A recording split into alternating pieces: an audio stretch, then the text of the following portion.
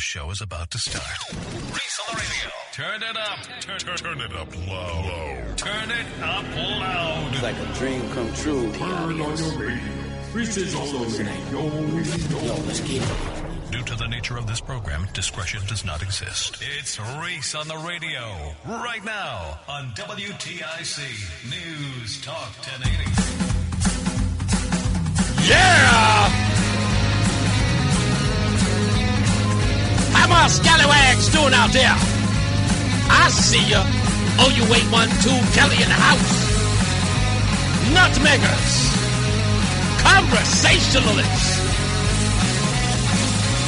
And Senator Anwar, you hater.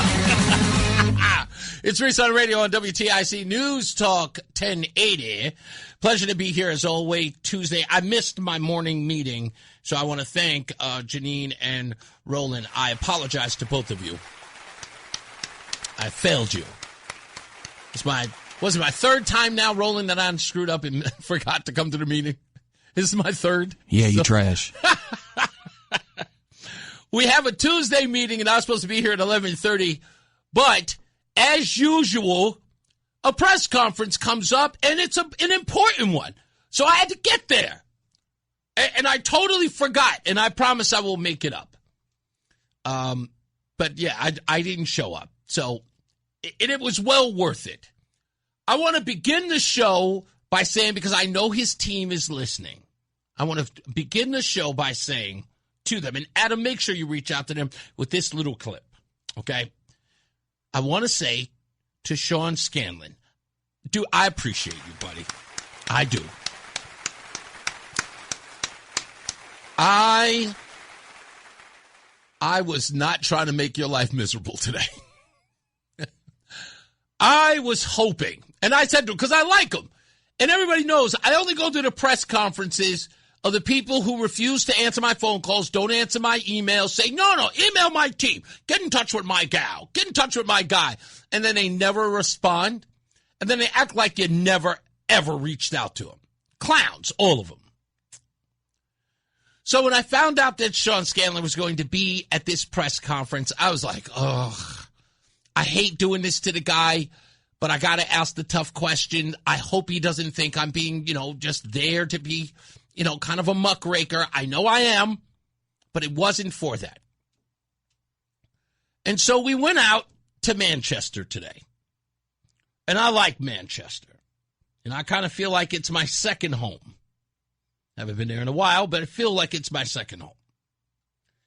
And I think I'm going to post the video as opposed to play it, because now that I listen to the audio, it's really, it's not great for radio. But I do want to post it online. So when Sean gets there, I don't bombard him. I don't play the whole, hey, what's up, buddy? We're pals, right? No, I just lay in the cut, setting up the camera, setting up the microphone so I can get the press conference. I'm going to be patient.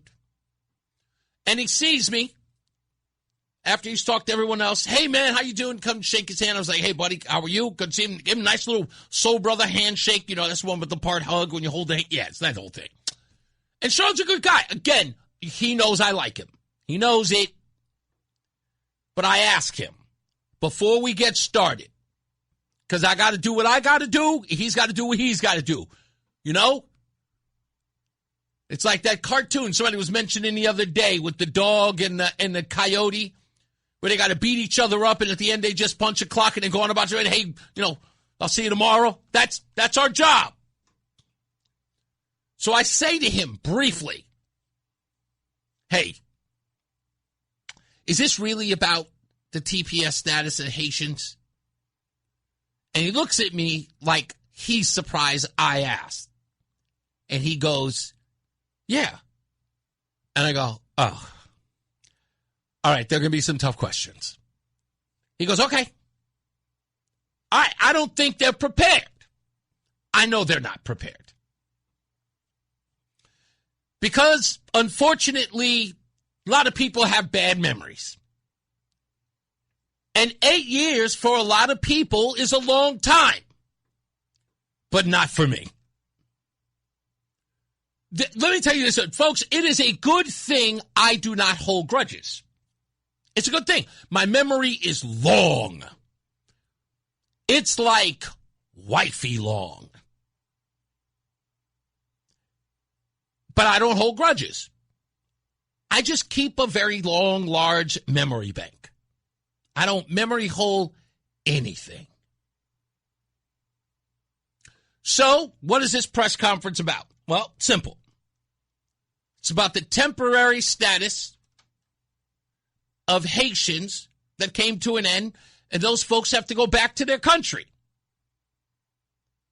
They know it. I know it. They've always known it. Some of these people have been in the country for 30 years on temporary status. Some of them got quite comfortable. 30 years, they're not sending me back. It happens. It happens. In fact, the young lady who was there actually said as much. So did a young man from Haiti.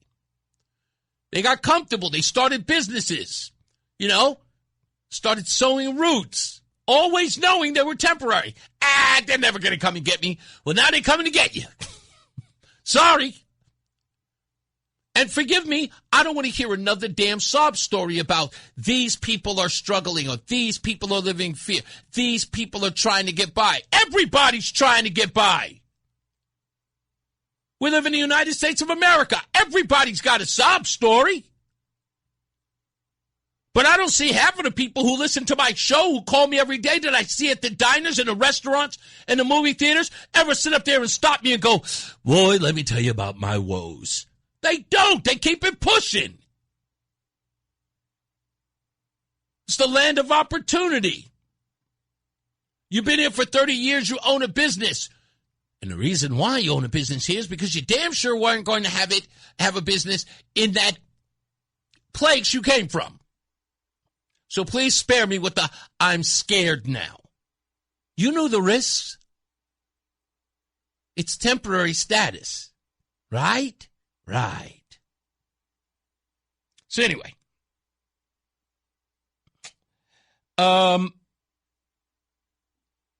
We get through the whole press conference. This person speaks, that person speaks. Everybody tells their sob story. And so they take questions. Well, of course, media isn't there. It's myself and a young lady from the Connecticut Mirror. I recognized her instantly. And it was, for me, golden opportunity. I can ask as many questions as I want. It's just myself and this young lady. So, I did. And I began by saying this. Folks, you folks are trying to keep Haitians here in the country. I'm paraphrasing. It's on the video. Would you say the reason why you don't want them to go back to Haiti is it because that country has become a failed state with a corrupt regime, with broken governance, high crime, poverty, and a poor infrastructure? To which Sean Scanlon answered in the affirmative. Yes, I would agree with all of those characterizations. Let me see if I can actually play a little bit for you. See if you hear it. And that is why I am here today to urge the United States Senate to pass this bipartisan bill, preserve these families, keep people in this state where they have been a part of this community, where they have jobs and lives and families, and to allow them to continue serving our state in places like this and helping the state sustain. So thank you all for being here today, and with that, we'll take any questions from the press. Yep. Would it be safe to say that the reason why you're fighting for these Haitians to stay in the country is because Haiti has become a failed state with a corrupt regime, broken governance, high crime, poverty, and poor infrastructure? I would certainly argue that Haiti has all those challenges, yes. So he agreed. He agreed that Haiti has all of those challenges. To which I respond by saying, great. That is the core definition of the term ish whole country that Donald Trump allegedly described Haiti as in 2018. That's right. That is the definition of a S-hole country. A country that is a failed state, corrupt regime with broken governance, high crime, poverty, and poor infrastructure. To which I asked, are we now 8 years later saying that the president was correct? Isn't he?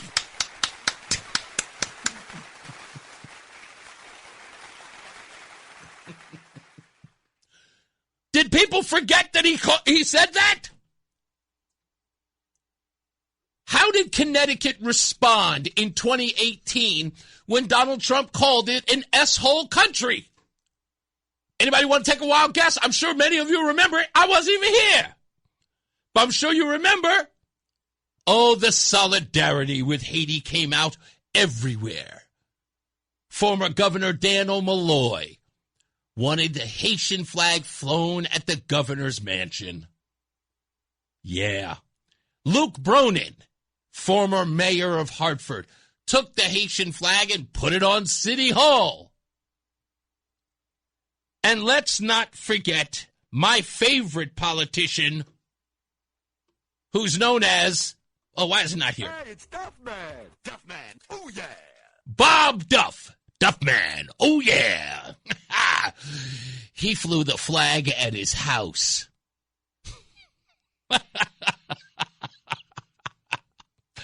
What was the reason behind it? Haiti is a beautiful country. Gorgeous. Majestic, even. That's what they told us. And now they're admitting, no, don't send them back. That place is dare I say, an asshole.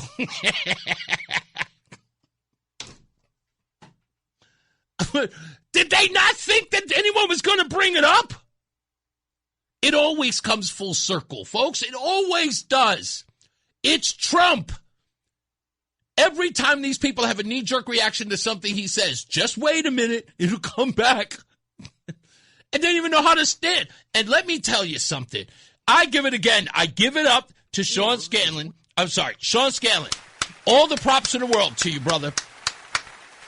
He answered the question, which, again, I'll post online so you can hear the whole exchange. He responded to it. He said, I wouldn't necessarily call it that. I wouldn't use that characterization. I'm not arguing whether or not that's the characterization. I'm arguing whether or not he was right.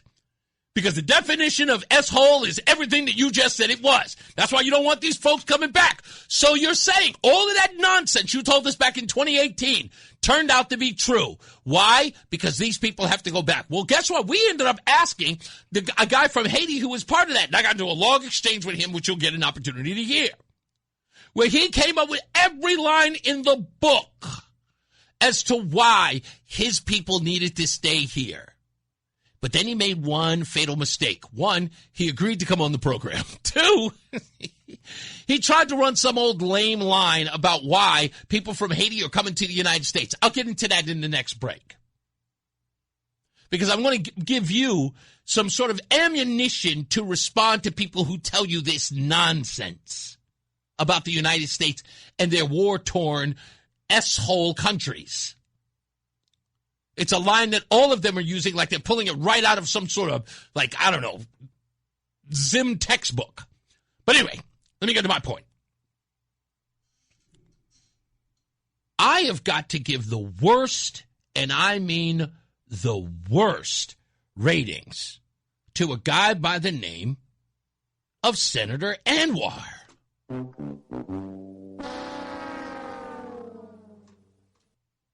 You coward.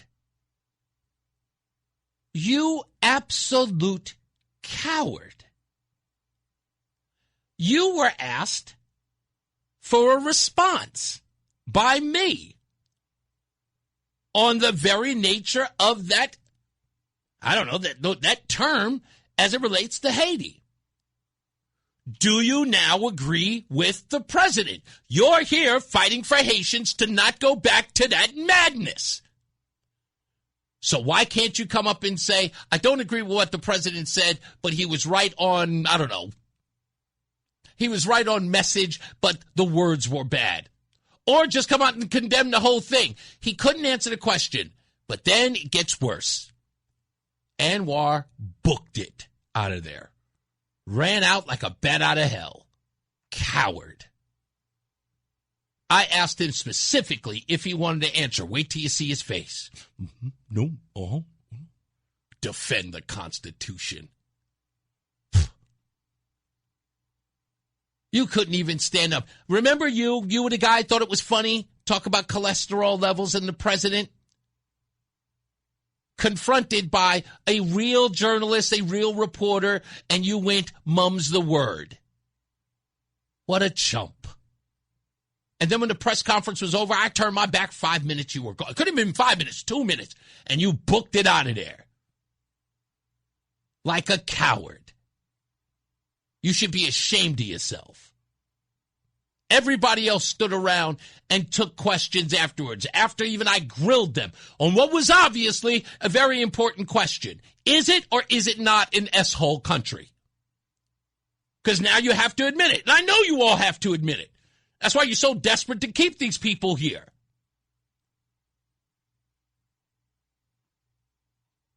I would have expected better from you. You stand in front of a picture talking about cholesterol do its job, but then confronted with a real question, you run and hide. You know, it goes to say that how do you beat up a bully? How do you stop a bully? You just punch him in the nose. You talked a good game there, Anwar. You get no respect now, my friend. None. Absolutely. You are ipso facto trash. Ipso facto garbage. Or, as we say in Italian, garbaggio. We'll take a break. I'll tell you what the Haitian young man said during this press conference that you should all take note, because this is going to be said a lot when these immigrants decide to stay in the country. We'll return with that when we get back. It's Reese on the radio. Fan of WTIC? Then do us a favor. Download the free Odyssey app and favorite WTIC. All right, back. Reese on the radio here on NewsTalk 1080. So in this exchange in Manchester with this Haitian man who came to the country in the 80s, was talking about how Haiti was destabilized. And my question was, look, I know you folks here in the United States, senators, representatives, and all that, you're not going to answer this question. It was pretty evident. But I wanted to talk to somebody from Haiti. Are you now agreeing, when you guys got all up in arms and said that Donald Trump calling it a ish-hole country, you were all mad. You said he was racist for calling it that.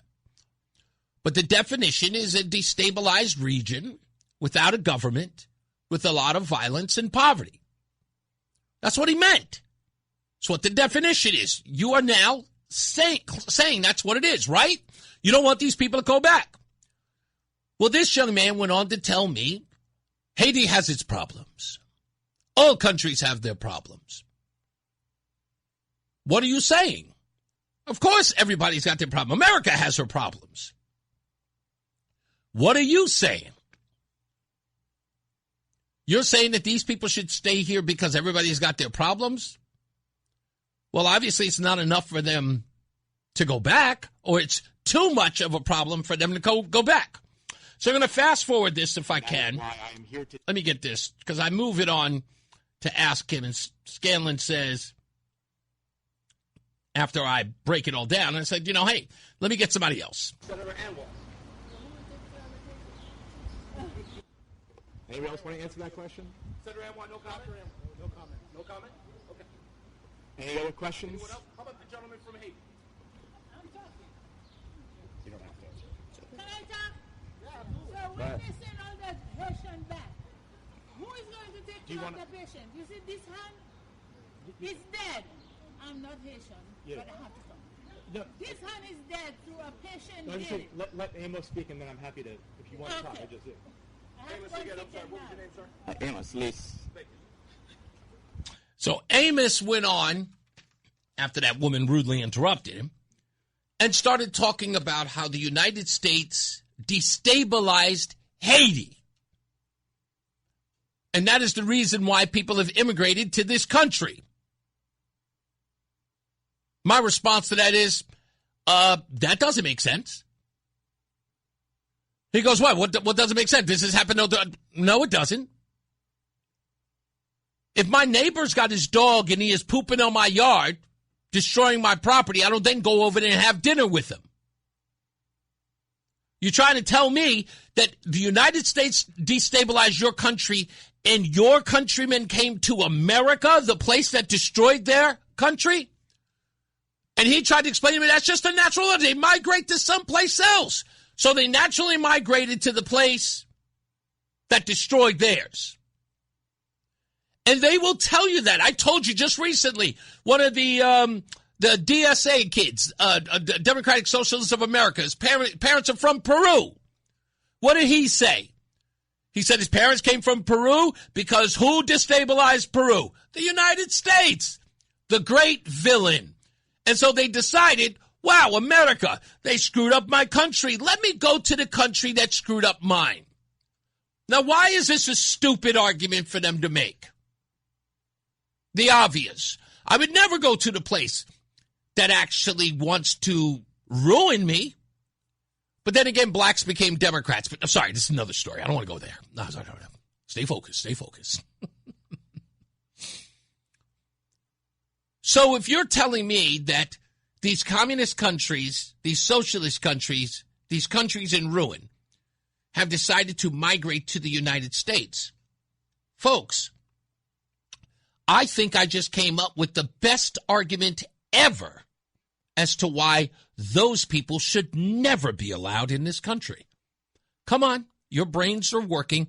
I know you're better at this than me. Come on, you're figuring it out. This is the reason why. And I spoke to the man afterwards, and I said, stop making that stupid claim because you're going to get called out on it. And when he comes here and he sits in this chair right across from me, I'm going to catch him in his own stupidity. So listen again. Why should the United States not allow members of a country we destabilized in here, into this country? Why shouldn't we? Because they're a threat to our country now. Aren't they? They have nothing but ill intent for this country if they believe we destabilize theirs. Why would I allow them to immigrate here? I mean, that would be like, I don't know, bringing in Al-Qaeda. And then saying, come on in, work in our IT buildings. You know what? Start a business. Yeah. All of that stuff with the war in Iraq or the war in Yemen or the war in Lebanon, all of that stuff that's been happening over the years. The only thing you want is to just come to our country. Yeah, your destabilized region will never, ever just, bubble up out of nowhere. And then next thing you know, we've got a massive killing happening in our neighborhoods and towns. Why would I? If any one of these bozos were to say to me that they migrated to the United States because I destabilized where they're home, you can't come in. Your motives are not pure. You're here to do us harm, to seek revenge. Obviously, you harbor ill will, clearly. For you to open your mouth and twist your lips to say something that asinine, that you think that then I would say, yeah, the more the merrier. You think I destabilized your country. You think my CIA came in there and killed your leader, your king, or whatever. And then you migrated to my country and I said, hey, come on in. Hey, what are you doing here? Oh, we bombed your civilization into the 19th century. Well, come on in. Right now, there's a Democrat going, oh, yeah. I didn't think of that. Well, don't worry. I could fill a stadium with what you folks hadn't thought of. So I wish these bozos would stop repeating the same dumb ridiculous line. If not for America, we wouldn't be here. America came to our country and destabilized it and destroyed everything. They killed our leaders. They broke down our buildings. They put us in pure poverty. Now we'd like to come over to your country. No, thanks. No, thanks. You fix up your own. You know what? How about we make this deal? We stop destabilizing, wink, wink, your country, and you take care of your own. It's that simple. It is. But yeah, they're running around telling. I'm not kidding, folks. They're all saying it. And a lot of you leftists are saying it as well. Look at all the damage America has done all over the country. More reason to keep them out. Ask the Bloods or the Crips whether or not. I mean, it's simple. It's really simple. Let's just take regular gang warfare. Do you think there's a Blood who inflicted some pain on the Crips? And then the Crips turn around and go to the Bloods and they go, listen, I need to join the Bloods. You're thinning out the herd over here. I don't have any more Crips to gangbang with, so I've got to change my stripes and join your side. No. Infiltrate your ranks and destroy it from within? No, never a thought in my mind. It would never happen. Anybody with half a brain knows better, but they keep repeating it like no one's going to notice. It's time to go. Temporary protected status is in its name. Temporary. Some of you, many of you, overstayed your welcome. You've been temporary for a while. I think after 30 years for some of you, you've kind of really overstayed the temporary part. When a friend of mine says he needs to sleep on my couch temporarily, no one imagines it's going to be a year, much less 30. I'll let a bum sleep on my couch for a couple of weeks. And when I say bum, I've got a couple of those. They can sleep on my couch for a couple of weeks. But once my wife or my girlfriend is not comfortable with it, he's here a lot. Yeah, time to go, buddy. So I don't know what these people think. I tried to explain to the guy after the press conference. I said, you got to stop repeating that stupid line. Got to stop doing it. I said, for the rest of these bozos, they'll eat it right up. Yes, America, horrible place. I can't believe how we destroyed your country. People with half a brain are going to push back on you and say, dude, if we destroyed your country, you can't come here. If we're responsible, you're an enemy of the state. You still harbor that ill will is still in your blood. You're still blaming us. Why would we allow you here? What normal person would do that? I don't owe you anything. I destroyed your country. Technically, I win. That's the way I see it. Oh, I destabilized your country? Oh, that means you lost. That's how that goes. Should have fought harder. Oh, we were able to overthrow your entire government and install our own? Oh, well, you're a bunch of losers. Figure it out. Figure it out. I mean, you really want to have that argument, I'll have that all day. It sounds like I don't care, because I don't. You're not going to sit up here and come into this country and then talk bad about it while you're begging us to stay. No, those days are over. You don't get to demean this country and then beg us to stick around. No. You don't like us? Get out of here. As Senator John Kennedy said, sick and tired of paying people to hate us. You can all go now. Thank you. I hope you enjoyed all the party favors. Time to gets to stepping, as they say. We'll be back. It's Reese on the radio. It's Reese on the radio on NewsTalk 1080 WTIC. All right, we're back. Alex Q, are you really in Frog Hollow, I finally got to see what that part of town was. I knew it was in Hartford, but I didn't get to see it. Mark from West Hartford drove me through there yesterday, and I got to see it. But Alex Q, if you were in Frog Hollow, big up to everybody in that neighborhood. I got to finally see it firsthand. I'm starting to really get in and out of Hartford a lot lately in the city. I want to see Hartford get better. I know people are saying it's like, it's never going to get better. I don't know. Maybe I may have high hopes.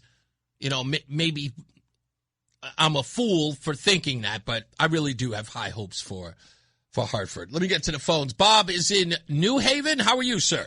Oh, wait, there you go. Sorry. Hey, Bob. Bob, are you there? And they can't even cook. Bob? Coke. Can you not hear me, Brian sir? said, where are the Cokes? I got to bring the Cokes. Oh, he must be talking to somebody else. Bob, I'm talking to you. Can you hear me? I guess he can't. All right. Well, he's just going to have to try again later. See, this is the reason why I never take phone calls in the beginning of the show. I take them later on. Oh, thank you, Alex. So the only point that I'm trying to make here is that when you hear these people screaming and hollering about wanting to be in the country, but then considering the country to be evil in its ways, I put my foot down. You don't get to fleece this country, eat off its plate, and then complain about its cooks. That's all I'm saying. And then have the audacity to ask for a doggy bag to take home to your little crumb snatchers and never pay the bill. Those days are over, and I'm telling people, stop tolerating it. You don't have to sit up there and let people bash your country. None of these people have earned the right to bash the country while they contribute nothing to it but their complaints.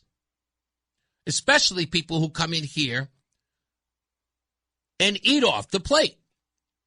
Now, I hear all these people talking about, we have medical workers. We need the medical workers. My first thought was Senator Anwar was giving his speech was, why don't we just lower the standards like we do for everything else so that everybody can do the job? Right? Remember DEI? We could, right? These healthcare workers, let's just lower the standard. Instead of them having some sort of degree, let's just say they're fresh out of the 10th grade. Do they want to do the job? Train them on the job. Lower the standards. Hire every black and Latino person you can and give them a wage that is above the board, right? Like way above the norm.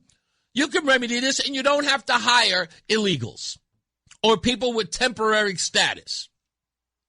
You can do it. Why not? But they refuse because they want to inject a problem that cannot be solved. That's what all that's about. They want to create a wedge issue. They have no plans. They all knew that the temporary protected status was going to leave. Like nobody knew? It's Trump. Remember? The guy, bigot, racist, right? Hater of anything black and brown. He's been in office since what? January of 2025? It's mid-2026. And you folks just woke up to the fact that the guy is in office, that you didn't think that the temporary status was going to be upheld? You just figured it out now. It's like, Donald Trump, the bigot. He just decided at an 11 o'clock hour that he was going to be the bigot that we've been calling him for 10 years. Sounds like the joke's on you, Jack. Sounds like you folks have been slow on the draw as usual. Reactionary instead of proactive. I didn't hear anyone working to get these people permanent status. Not one. Where's the bill? Who's been working with these people whose lives were in jeopardy? Or were you just running around, I don't know, carefree? I say you were.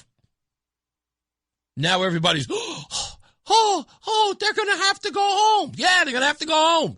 That's how that works. Then there's also something else that they could do. If they are the fabric of the United States now and they are a valuable member of the communities that they serve in now, perhaps they can take those skills back to Haiti, make those lives better. Huh? I mean, these are well-intentioned, smart, innovative people. They should be able to go back to Haiti and spruce it right up. Huh? They should get back there and take all the things that they learned here in the United States and go back there and stabilize their region. And we'll stay away from them. You know? Good luck with the barbecue.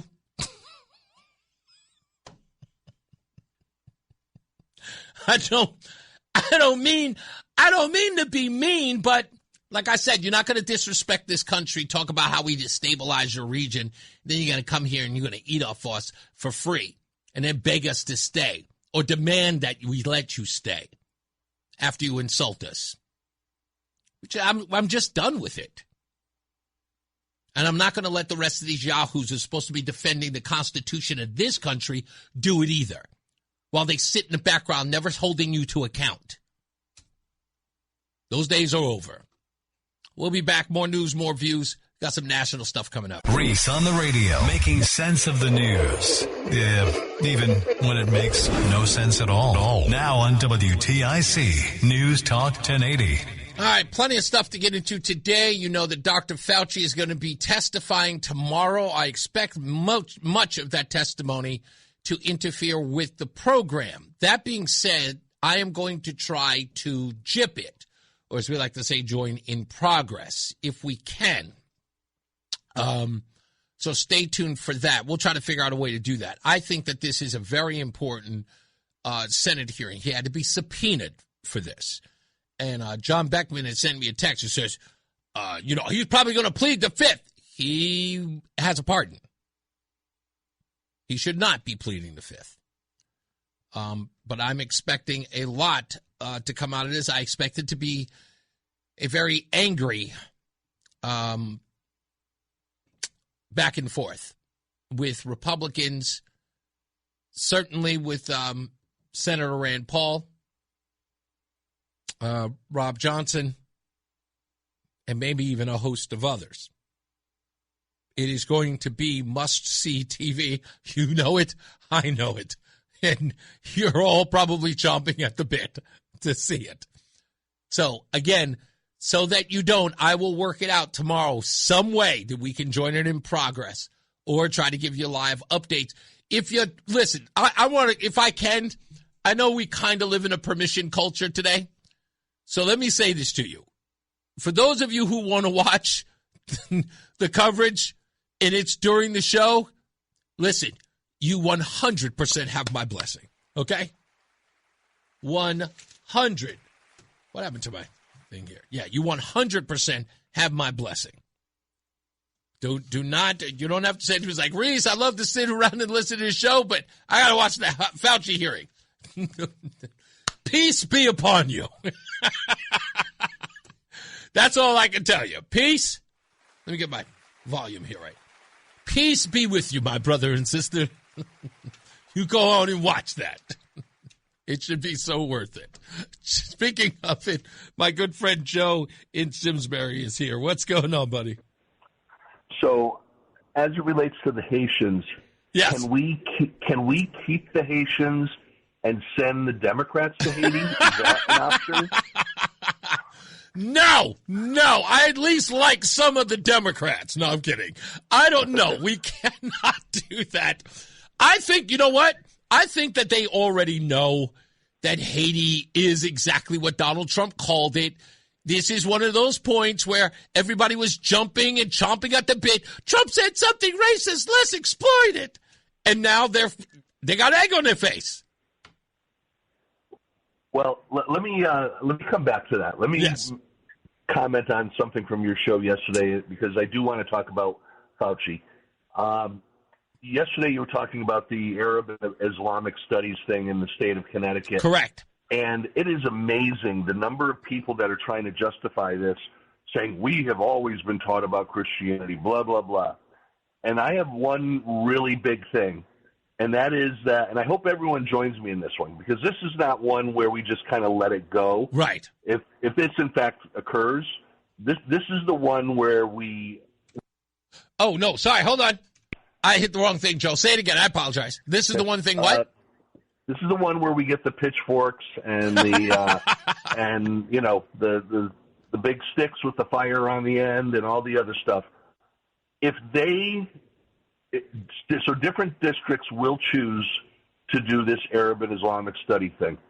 If there is not significant discussion about Sharia law, about women being covered head to toe in burqas, about women being stoned to death, then the fact of the matter would be that we would be, if we didn't do something about it, we would be standing around allowing these people to misinform and gaslight the children of this state. If you want to talk Arab and Islamic studies, and you want to explain, here's some of the cultural differences, then unless you're going to be lying to these kids, you need to talk about that. And you need to show it as well, because anything less than that means that you are doing something to brainwash these young people. And I won't tolerate it. Can I go one step further on this? That I will not tolerate. Let me go one step further on this, Joe, because you bring up a good point. All of this is very valid. However, I was thinking about this last night and early this morning. It's been really, really on my mind. And I was like, I missed this opportunity, but thank you for bringing it back. So let's think about some of the people who would be teaching the Islamic studies in the classroom, if we could, for a little bit. If it is part of the curriculum, right, that it's not, in essence, not forced, right? You can opt in if you're a school, your school board, you want to teach this. I want you to think about some of the teachers who would then be in the classroom. Those same teachers who are probably wearing blue hair, you know, have the transgender flag flying high in the classroom, is now explaining to the children in the classroom, a teacher who may be indeed part of the LGBTQ community, expressing how Islam is the religion of peace. Right? And going so far as to teach other Muslim children in the classroom. That's definitely not going to fly with Muslim parents. Yes or no? You know, I'm not so sure about that. It makes sense, but these are the same people that you see in protests carrying signs that say queers for Palestine. I know. So... You know, they're not right. They're just not right in the head. But I want to talk about Fauci here, and I'm going to tie it to Senator Dr. Anwar. Okay. I don't know if you have the capability to search for this. Okay. But I would love to know all of the things that Anwar has said in the past praising Dr. Fauci during COVID. Because this guy's got to eat his words. And one of the things that's, you know, falls in that category of it's chilling. It's one of those things where you look at it and you go, oh, my God, can we ever get out of this? I'm not sure. The number of people online right now that are praising Fauci, that are saying that Fauci saved us during COVID. Stop it. Fauci saved. Who's saying that? Fauci, today? Yep, the Democrats are. Fauci and the AIDS epidemic, we cannot go after this man because look at the millions and millions of people he saved with AIDS. They are making every excuse, and it is absolutely mind-boggling that they are doing this. Let me answer your question. I look at the Fauci. Let me answer your question. I'm going to let you go because I got a full line here. Yep. I got to get to them. Yep. Senator Anwar and publicly praising Dr. Anthony Fauci. On July 24th of 2026, Senator Anwar posted on X and later amplified in local coverage, calling Fauci a national treasure, a hero of public health, and scientists who put science above politics. He specifically credited Fauci with saving countless American lives during COVID and said the attacks on him are dangerous and anti-science rhetoric. By the way, this is the 24th. We are now sitting at the 28th, 4 days ago, before the Fauci diaries came out. So he should be called on that.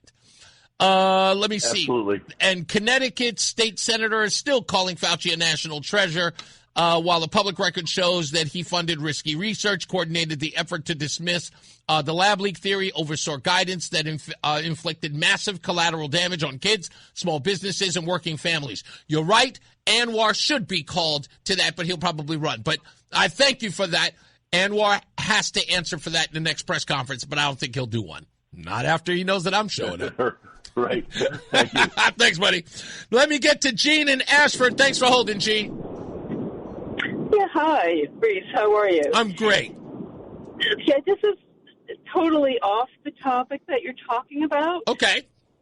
So, but I just wanted to bring it to your attention because I don't know how much of this is known. However, I just found out today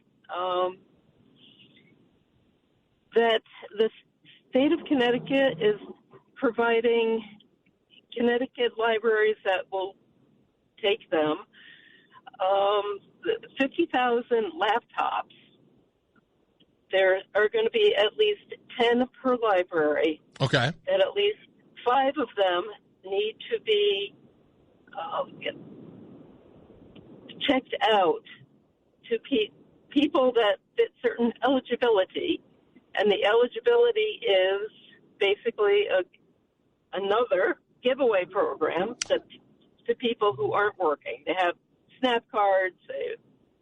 Help me understand this. So wait. So there are going to be 10 laptops that are going to be given to, out of 50,000, each library will get 10 of them. These computers are going to be given to particular individuals to borrow or to keep? Well, no. Signed out to them, but signed out for 5 years. What? Yep. Okay. That's interesting. It sounds crazy, but it's true. Okay. You know what? Now, you're giving me something else to search. Okay, I'm on that. I will have some information on that. And wait a minute, by the way, is this a product? Is this a program that has been established by the governor? That I don't know. Okay. From what I understand, a certain department within the state of Connecticut, and really I was so mad when I was hearing this that I don't remember what the name of the department was. Okay. Had money left over in their budget, so they purchased all these laptops and so forth, to give to the libraries within the state of Connecticut who will agree to take them, because there are certain parameters they need to follow to take them on that. But again, it's basically to, in my mind, give. It's not even a freebie. It's a payoff. A freebie. It's like the Obama phone. Here, have a free phone. Here, have a free laptop. Yeah, for 5 years. Okay, so in 2020, Governor Leatherwell announced the Everybody Learns initiative. The state issued $43.5 million in Federal CARES Act. It doesn't say anything on these devices. The devices went to school districts and children's for remote learning, but that was, again, back in 2020. So it doesn't appear to – was this back in 2020 you were talking about? Nope, this is brand new. Okay. So far, nothing on that yet, but I will look deeper into it. The only thing I'm finding so far has to do with the 2020 Everybody Learns initiative.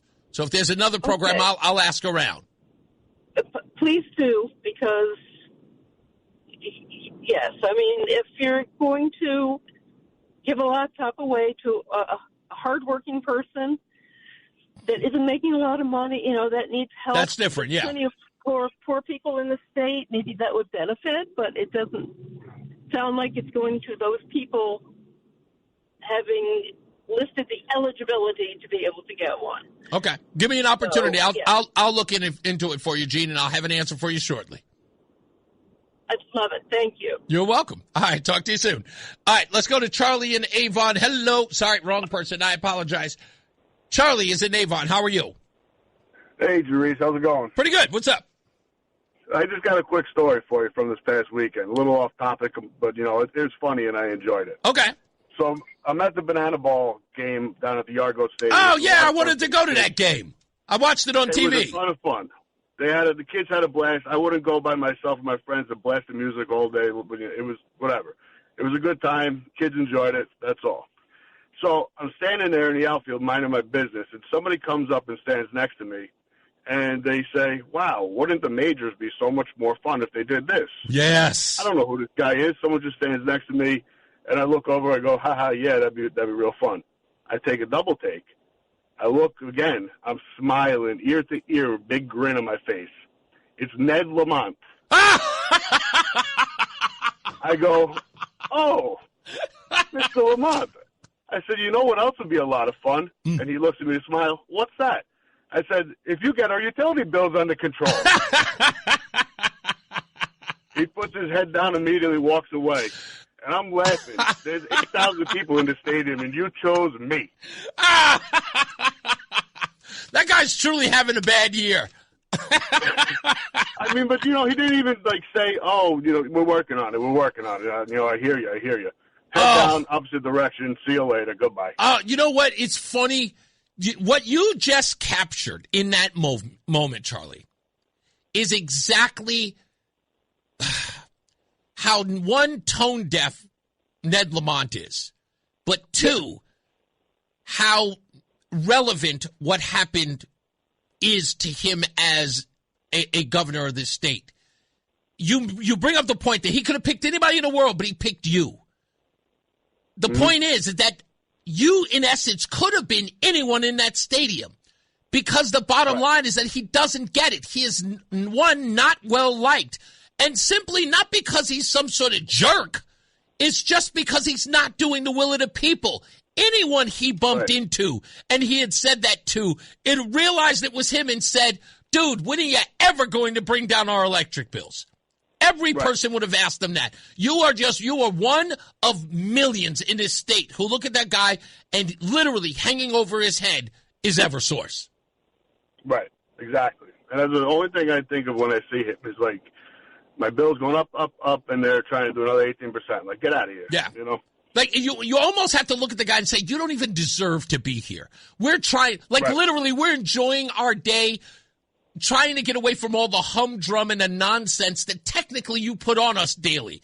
Be it our taxes, our property taxes, bills in general, people who have the conflict of whether or not they're going to stay or go. You represent all of that. Yep. So, yeah, such a good point. But that, you know what? I don't mind you changing the subject. That was a great story. I thought it was hysterical when it happened to me, and I was laughing with one of my buddies, and we were just this is fun. Yeah. That's all. Thank you, man. Much appreciate you, sir. You got it. Right.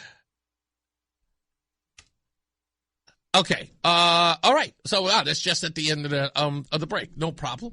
We'll get to that. Now, Bob in New Haven is back. I think he can hear me now. How you doing, Bob? Can you hear me? Yes, perfect now.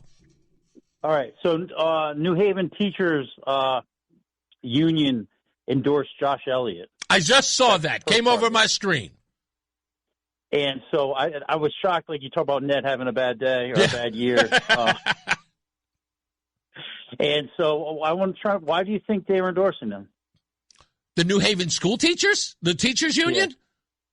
Well, it's obvious. Look, I don't know whether or not you've heard this, Bob, but I told you that Democrats have openly expressed they do not want a third term of Ned Lamont. And when I say Democrats, I'm not talking about rank and file people who live in the state. We're talking about people at Capitol Hill. Okay. They have openly expressed to people who have definitely told me. In fact, let me paraphrase exactly what was said by the individual who called me.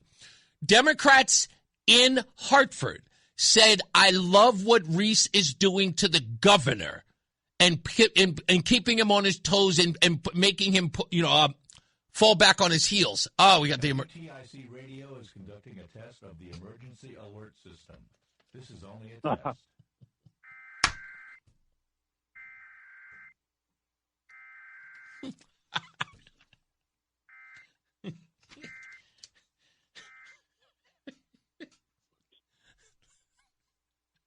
Lamont got me.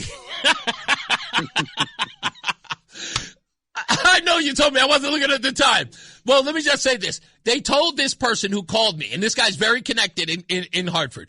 He said, and I quote, Democrats are happy that I am causing Ned Lamont so much agita by coming and showing up at his press conferences that he has to deal with it. They are happy that he's going through it. So, I'm going to change gears quick. Also, I have like $400 I owe in that speeding ticket. No! Now, if I don't, yes, they got me in Beacon Falls, son of a gun. Wow. So I called in and she come. If I don't pay it, the only thing that goes against my credit score. So I'm going to have to pay it. Yeah, you got to pay it because actually you don't want to take that hit. I got to go to a break, Bob, but thank you, man. I appreciate you. All right, let's take a break. We'll come back. More news, more views when we return. It's Reese on the radio. Spider-Man. Hey, he's your friendly neighborhood Reese on the radio. Right now on News Talk 1080 WTIC. Folks, I can honestly say that rejoinder is finally accurate. Your friendly neighborhood Reese on the radio. I want to thank, I think it was Dave. Let me make sure I give him his props because I would have never known this if not for him. And I know why the rest of you didn't inform me because you don't read this publication anymore. Pretty much ruined it for you. Yeah. Dave, I got to give it up for Dave. Thank you, Dave. Let me read the article that Dave made aware to your humble correspondent. It reads, Connecticut Agricultural Experiment Station researchers are running lab and tank trials of an Asian leaf miner fly whose larvae attacked the invasive aquatic weed known as hydrilla.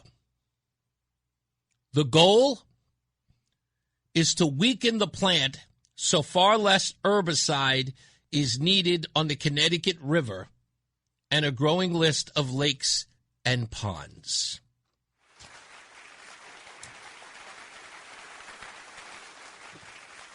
I want to say that this is a accomplishment that sometimes I felt like wasn't going to happen, but I'm happy to report that they are seeking other ways to get this. So apparently, according to this story, this larva, this fly, literally just eats away at hydrilla.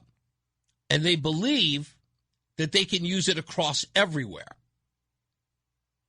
They said that, you know, when it comes to hydrilla, you know how it goes. You're never going to get rid of it. It's invasive. It moves from place to place. Animals pick it up. Like a bird will pick up a little bit from it, from its food. It moves to another place, and it grows there.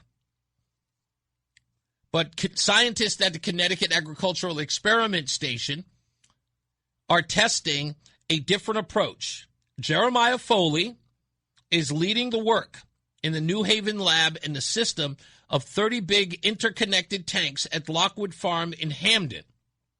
They are using a tiny Asian leaf miner fly that evolved with hydrilla in northern China. Adult flies lay eggs on the plant tips and that reach the water surface. The larvae, Foley calls them, bulldozers, burrow into the leaves. They disrupt photosynthesis and weaken the plant's structure. Lab results show heavy defoliation, defragmentation, and sharply reduced plant growth. The flies are so effective that researchers say they are struggling to keep enough healthy hydrilla alive for the experiments. The plan is not to wipe out the weed, or not to wipe the weed out with the insects alone. The flies weaken so the herbicides can cut by about 3/4 of the applications dropped from roughly 5 years to 1 or 2. The U.S. Army Corps of Engineers has already put about $500,000 into the research and is seeking more. Early releases of the same fly in Florida and Texas produced disappointing results. The water was simply too hot for the insects. Foley believes that Connecticut's cooler temperatures and tidal conditions give the flies a better chance here. If the State Department of Energy and Environmental Protection, also known as DEEP, issues the necessary permits and funding comes through, the station plans to rear and release hundreds and thousands of flies in bi-weekly waves. The insects are highly host-specific. Officials note that earlier releases elsewhere have not shown damage to non-target plants or animals. So again, congratulations to them.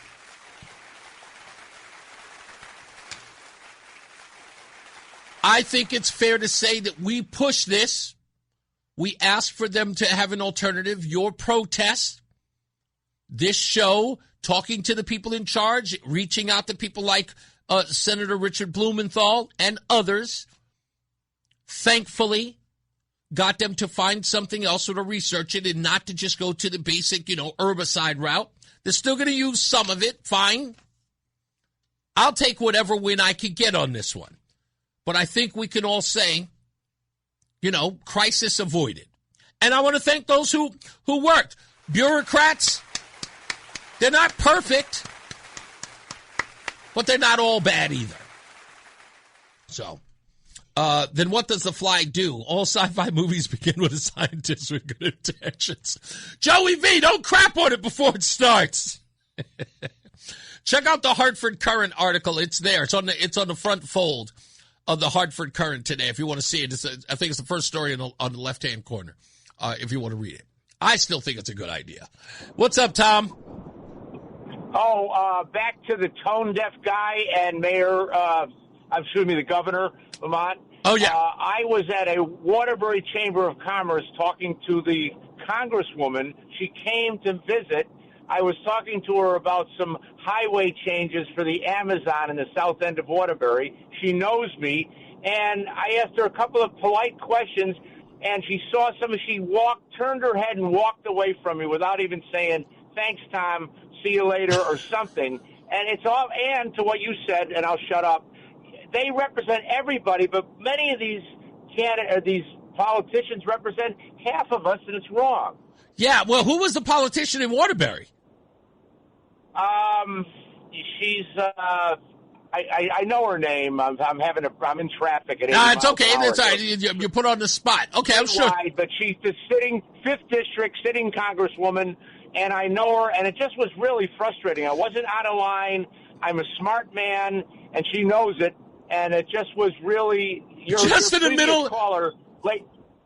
And I was just going to say, in the middle of the conversation as you're talking to her, waiting for her response, she doesn't even look at you and say, "Oh, please excuse me, I see someone I know." She just walks off. Yeah, makes a beeline. And it was at a Waterbury Regional Chamber meeting where she's there supposed to be talking to people. She knows me, and I'm pretty well known in the marketplace because I'm a commercial broker. Okay. And, the Amazon is 6 million square feet. And in past developments that got failed there, they wanted $25 million. The state wanted $25 million of road improvements for connection to that industrial land. Damn. 100 acres on the Waterbury-Naugatuck line. So I know what I'm talking about. And I think I've called before. I'm not. Yeah, no, I know you have. You're definitely on point here. I'm trying to figure out exactly who it was. But again, this is... It's par for the course for a lot of these folks. They don't think that they really have to answer to anyone. Somebody gives them a tough question. They seem to be at odds with that. It was like, "Oh, a question?" I'm like, yeah, that's kind of what you do. And if they want your vote, couldn't they at least be polite and listen to you? Yeah. Such a good point.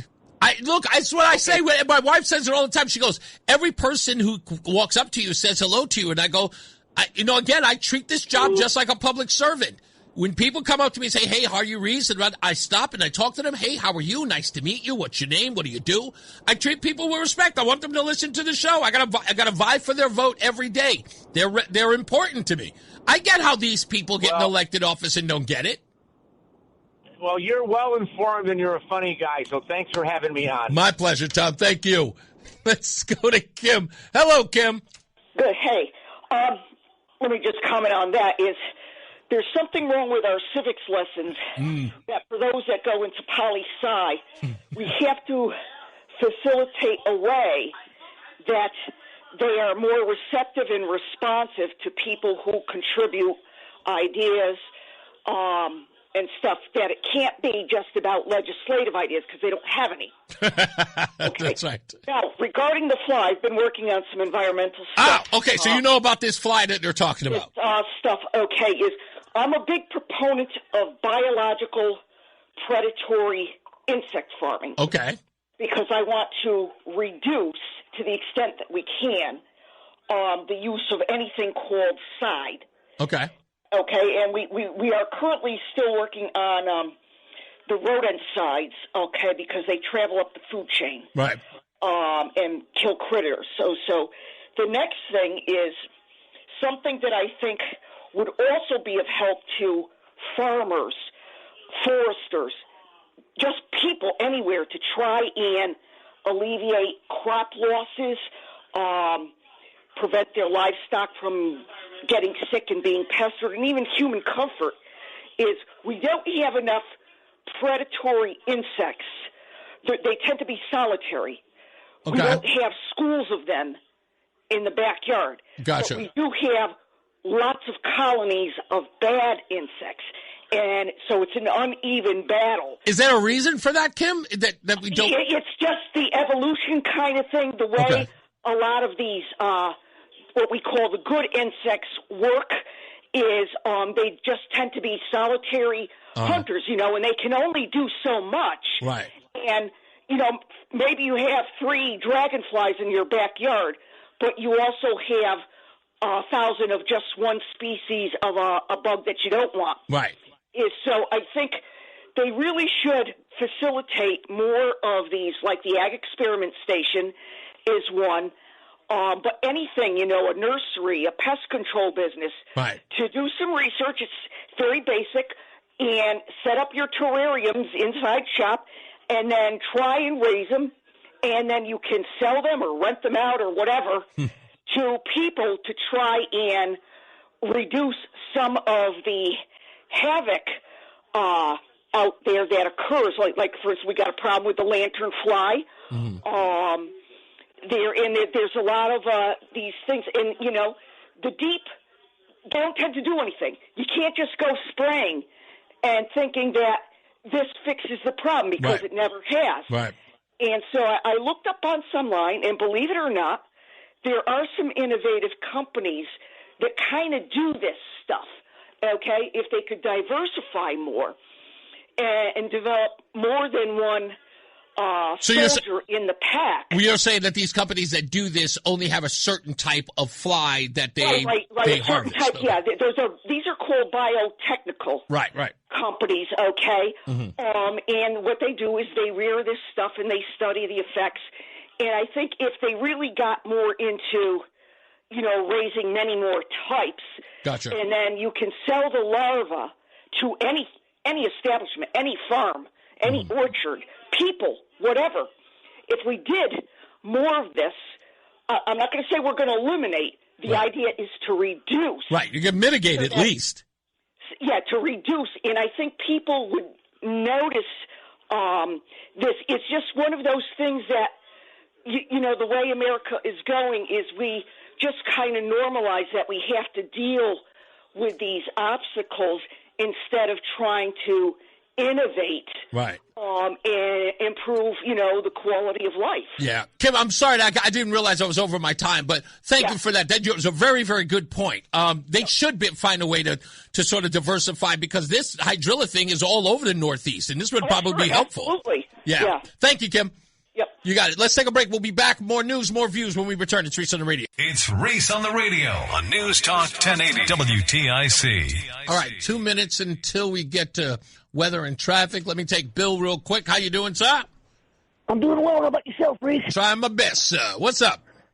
I was thinking about the congressional race in the 1st District today, and I'm frustrated because a lot has been said on the Democratic side, but I haven't heard word one from the Republicans. I don't know if they are waiting until after the Democratic nomination is settled, or whether they think a Republican can't win in the 1st District, or I'm not even sure if there is a nominee on the Republican side. There is a nominee. There is a nominee, but from what I gather, and I cannot confirm this for certain, but what I believe is that the strategy, because it's like money and how you spend your money is so important that you have to sort of hedge on everything you're going to do, because you may be going out on a limb, going after two birds when you only need to go after one, and you're going to have to wait how that pans out so you know exactly what your strategy is. Now, is it a good strategy for you as your campaign manager or your consultants? They always get this wrong. And I will tell you this right off the bat. You don't need to go after the individual you might be going up against. You have to go up against their ideas today. That's what consultants need to know. They keep thinking that races are about this personality versus that personality. That may be the case with the know-nothings and the low-information voters. But the core base is always going to be on ideas. And if you can frame your opponent's ideas, be it Luke Bronin or John Larson in this case, you know who they are. I've already told him when Luke Bronin was here. I told Luke Bronin to his face. I called him New Coke. The reason why is because he is nothing more than He is New Coke to John Larson's original Coke. They're still the same. They're still the same soda can. That's all. And so that's the way that the person should be framing it. I hope we hear something from the Republicans soon, because I'm waiting. I got to go, Billy. But listen, I'll tell you this: so the debate tonight's going to be fantastic. I can't wait to watch it. But I hope you will too. And I'll talk to you about it tomorrow. Let's get our first check of weather and traffic. Mark Christopher's here.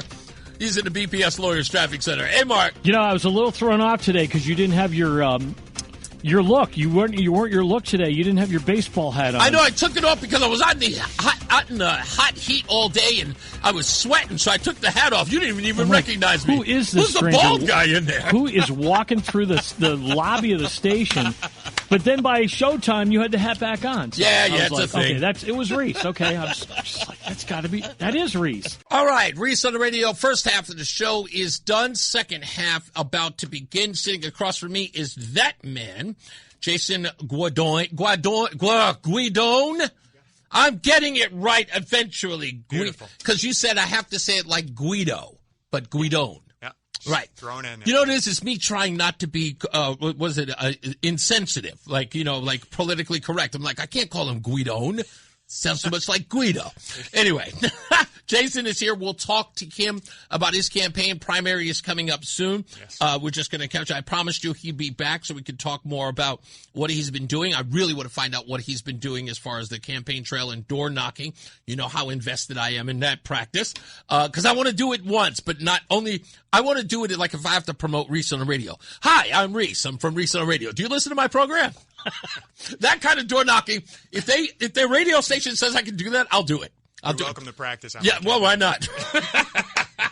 We'll talk to Jason when we get back, so stand by for that and much, much more. Don't forget, later on today, we've got to talk about the Biden files, also more on Anthony Fauci, and the Democrats are in free fall. There's a story a lot of people aren't talking about with Ken Martin throwing a phone at a staffer and how much money they have in the bank. Well, let me rephrase that. Minus $2 million is not money in the bank. Let's get our first check again. Another check of weather and traffic. Mark Christopher's back. He's in the BPS Lawyers Traffic Center. It's Reese on the radio on News Talk 1080 WTIC. All right, we are back, and Jason Guidone is here. Guidone is here. I have to do it right, or else I'm just going to continue to get it wrong. So, Jason, how are you, by the way? I'm very well, thank you. It's good to have you here. It's great to be back. You are, again, still on the campaign trail. We've got the election coming up, or at least the primary coming up on the 11th. 11th, yeah, early voting's. Early voting's win on 3rd to the 9th. Okay, the 3rd to the 9th. Monday to Sunday. Are there, how do I put this? Do you expect the turnout for early voting to be robust with the Republican Party because so many Republicans fight against that? I expect it to be extremely backloaded to the 11th. Really? Just minimal along the way, and then folks come in. I'm going to be on vacation on whatever date, and I mean that's the reason they'll use either early or absentee. Right. Because there's no excuse absentee as well that's available. That's also true. That's why with the new law, I was there for that signing. But I feel like there is an energy today. I was talking to Rob Sampson about this a couple of weeks back. In fact, we were when we were in D.C. Yeah. We talked a little bit about this, that there's a sense of energy going on in the Republican Party this time around that we really didn't have in 22. And I'm not sure what that is. Maybe it's the candidates. I believe that this time around the candidates are different. You know, it's not like there are there are some new faces. I shouldn't say that. There are some new faces. However, there are some people that we kind of expected. You know, I look at a guy like Matt Corey. You know, only reason why I know him is because he ran before, during that campaign. He's back again. But even with him, I look at him now, running a second ticket under Fazio. For some odd reason, I look at the two guys standing next to each other, and I'm going, I kind of like the way that looks. It has an appeal. Both of them are very strong candidates. Yes. Yourself included. I look at a lot of the guys who are running. What has the energy been like when you go door knocking? And I'm interested in that. I'm so overwhelmed by that idea. What's that been like? That's been great. The reception is fantastic. People are excited. Some people have said, I've never had anyone knock on my door before, which becomes a little longer of a conversation. The last guy who was here, Matt Grasso, said the same thing. That people are knocking on my door. That's another sign. It is. It is. And what are you getting? When they say that they're excited that you're knocking on the door, what has that led to? Like the conversations that you're having, if there's an overall theme or concern. I know a lot of people like to complain about what they're going through, but what's the overall theme that you're hearing from these constituents or these people you're meeting with? If there's a constant. The general theme is they feel the burden of the finances of the state, right? Like it's just overburdensome. Affordability, I guess, is the phrase we use for that. Right. Ultimately, it's the taxation on our homes, right? Mm-hmm. So, and that's driven by poor state policy. Mm-hmm. And I explain that to them because most of the time, our municipal folks on the Board of Finance, Board of Education, and Board of Selectmen or governor mayor or something like that are the targets, right? But their hands are tied, or it's just sort of predestined that they're going to have to raise your taxes because the state said, do this, and we're not going to give you any money for it, or we won't give you enough to sustain it. Yeah. So, and they get to say up at the Capitol, look, we didn't raise taxes. Yeah. I just say you're. Yeah, that's all right. I got it. Sorry no, you're good. When there was a survey that came out from the New Hampshire that said that some 40% of people who live in the state are thinking about leaving in the next 5 years. Did you talk to anyone that brought that up or even had a conversation with people about that? And what was, if any, their response to that? Or were they some of those people who were thinking about leaving? So there's a few conversations about that, yes. Okay. It's my friends leaving. My friends are leaving, right? Multiples. Wow. My grandparents left however long ago because they couldn't afford it, and their ceiling for finances was lower than some that are still here, right? So when you're on a fixed income and your property taxes keep going up, you're priced out. You're either going somewhere in a group home setting, right? Yeah. A community. Nursing, yeah. Yeah, some sort of an alternative to your own home, which Right. a lot of people want to die in their homes.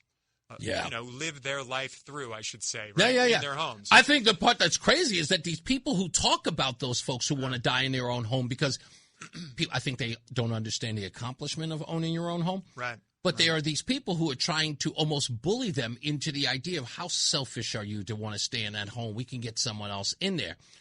They don't even understand that owning your own home is really, like, it's an ordeal. When I didn't get my wife and I didn't buy our first home until, like, was it 3 years now? 3 years ago. Yeah.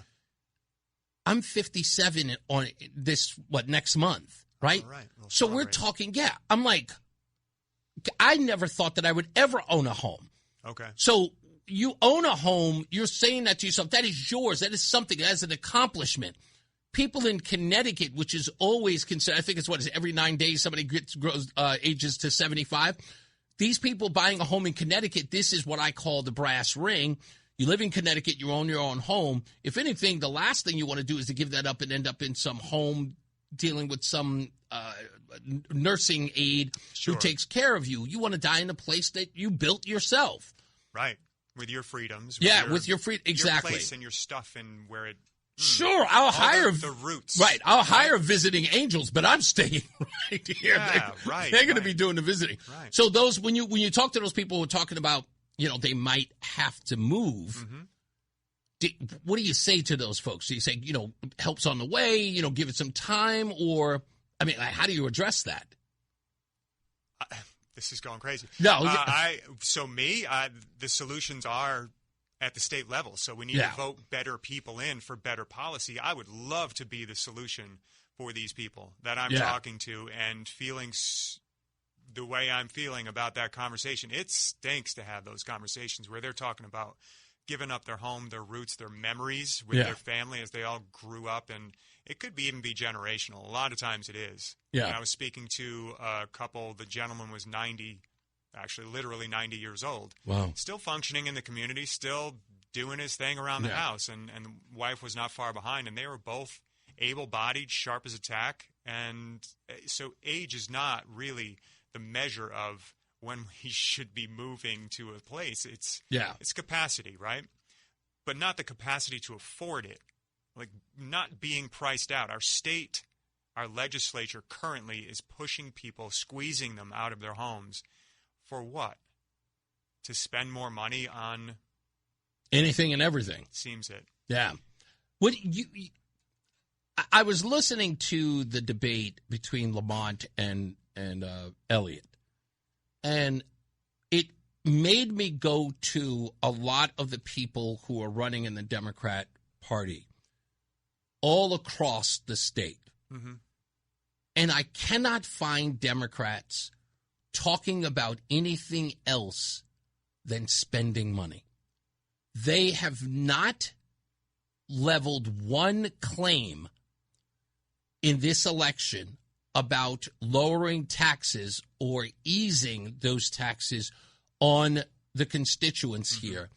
And they do it with such, fervor. It's amazing because I keep saying to myself, wait a minute, affordability is the issue, but they're never talking about how they can lower taxes. They seem to be talking more about how they can expand the tax base by getting more people into the state to then tax them. It's never about the people who are being taxed in the middle class here. Are you noticing that? Are you seeing that from your opponents or anything like that? It's like well, my Democrat opponent agreed to raising the spending cap by, I think, 9% this past session. So, and that's significant.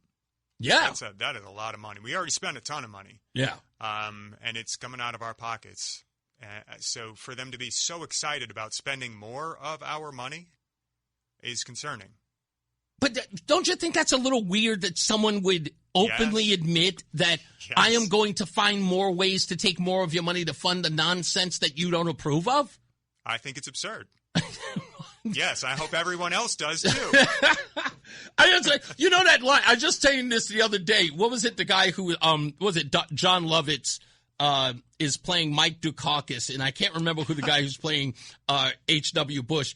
But John Lovett says that line. It was like, I can't believe I'm losing to this guy. It's like, I was like, how can I be losing to a Democrat who can't stop talking about raising taxes? Yeah. And there are people who are showing up there at their rallies and just going, way to go. I really don't believe that people are voting for this nonsense anymore. Am I wrong to think that? I pray they shift directions on a hard, tack. Just flip the script in Connecticut so we can actually make a big difference rather than just be Republicans voted in. Great, they have kind of a little bit of power, and then be blamed for nothing happening again when we have a smidge of power to do so. What is your campaign up to now? Because I know that's the most important thing. What have you got going on now as a campaign for Jason Guidone? Guidone. I love it. It's difficult for me to say Guidone. Yeah, so it's phone calls, it's doors, it's phone calls, it's doors. Primary focus is voter contact. It's events, too. I was just at the Lebanon Fair I mentioned to you earlier. Right. Wonderful event. Well attended, beautiful weather, fantastic all around, really, experience. Is that experience, is that a gain for you when you go to those fairs? Because people are there and they're doing a whole bunch of other things. And I see you guys out there shaking hands with folks. Does that carry any weight with these folks as they're sort of enjoying their day, that they got to meet you, shake your hand, talk to you for a couple of minutes? Do you think that it actually resonates, or it ends up at the ballot box, or do you not know? I don't know. Okay. I do know that some absolutely do not appreciate the interruption of the enjoyment of their day. Wow, okay. Because they're more vocal about that. Oh, they are? They don't. Yeah. Hey, I'm trying to enjoy the day with my family. Absolutely. Enjoy. It's a beautiful day, beautiful experience. Yeah. Apologies for the interruption. I'm going to carry on and be myself somewhere else. Well, that's just the reality of people, really, right? My approach in that, and I see it all the time, I'll see the guys standing around talking to people who obviously want to engage. They're very political, and there are a lot of those.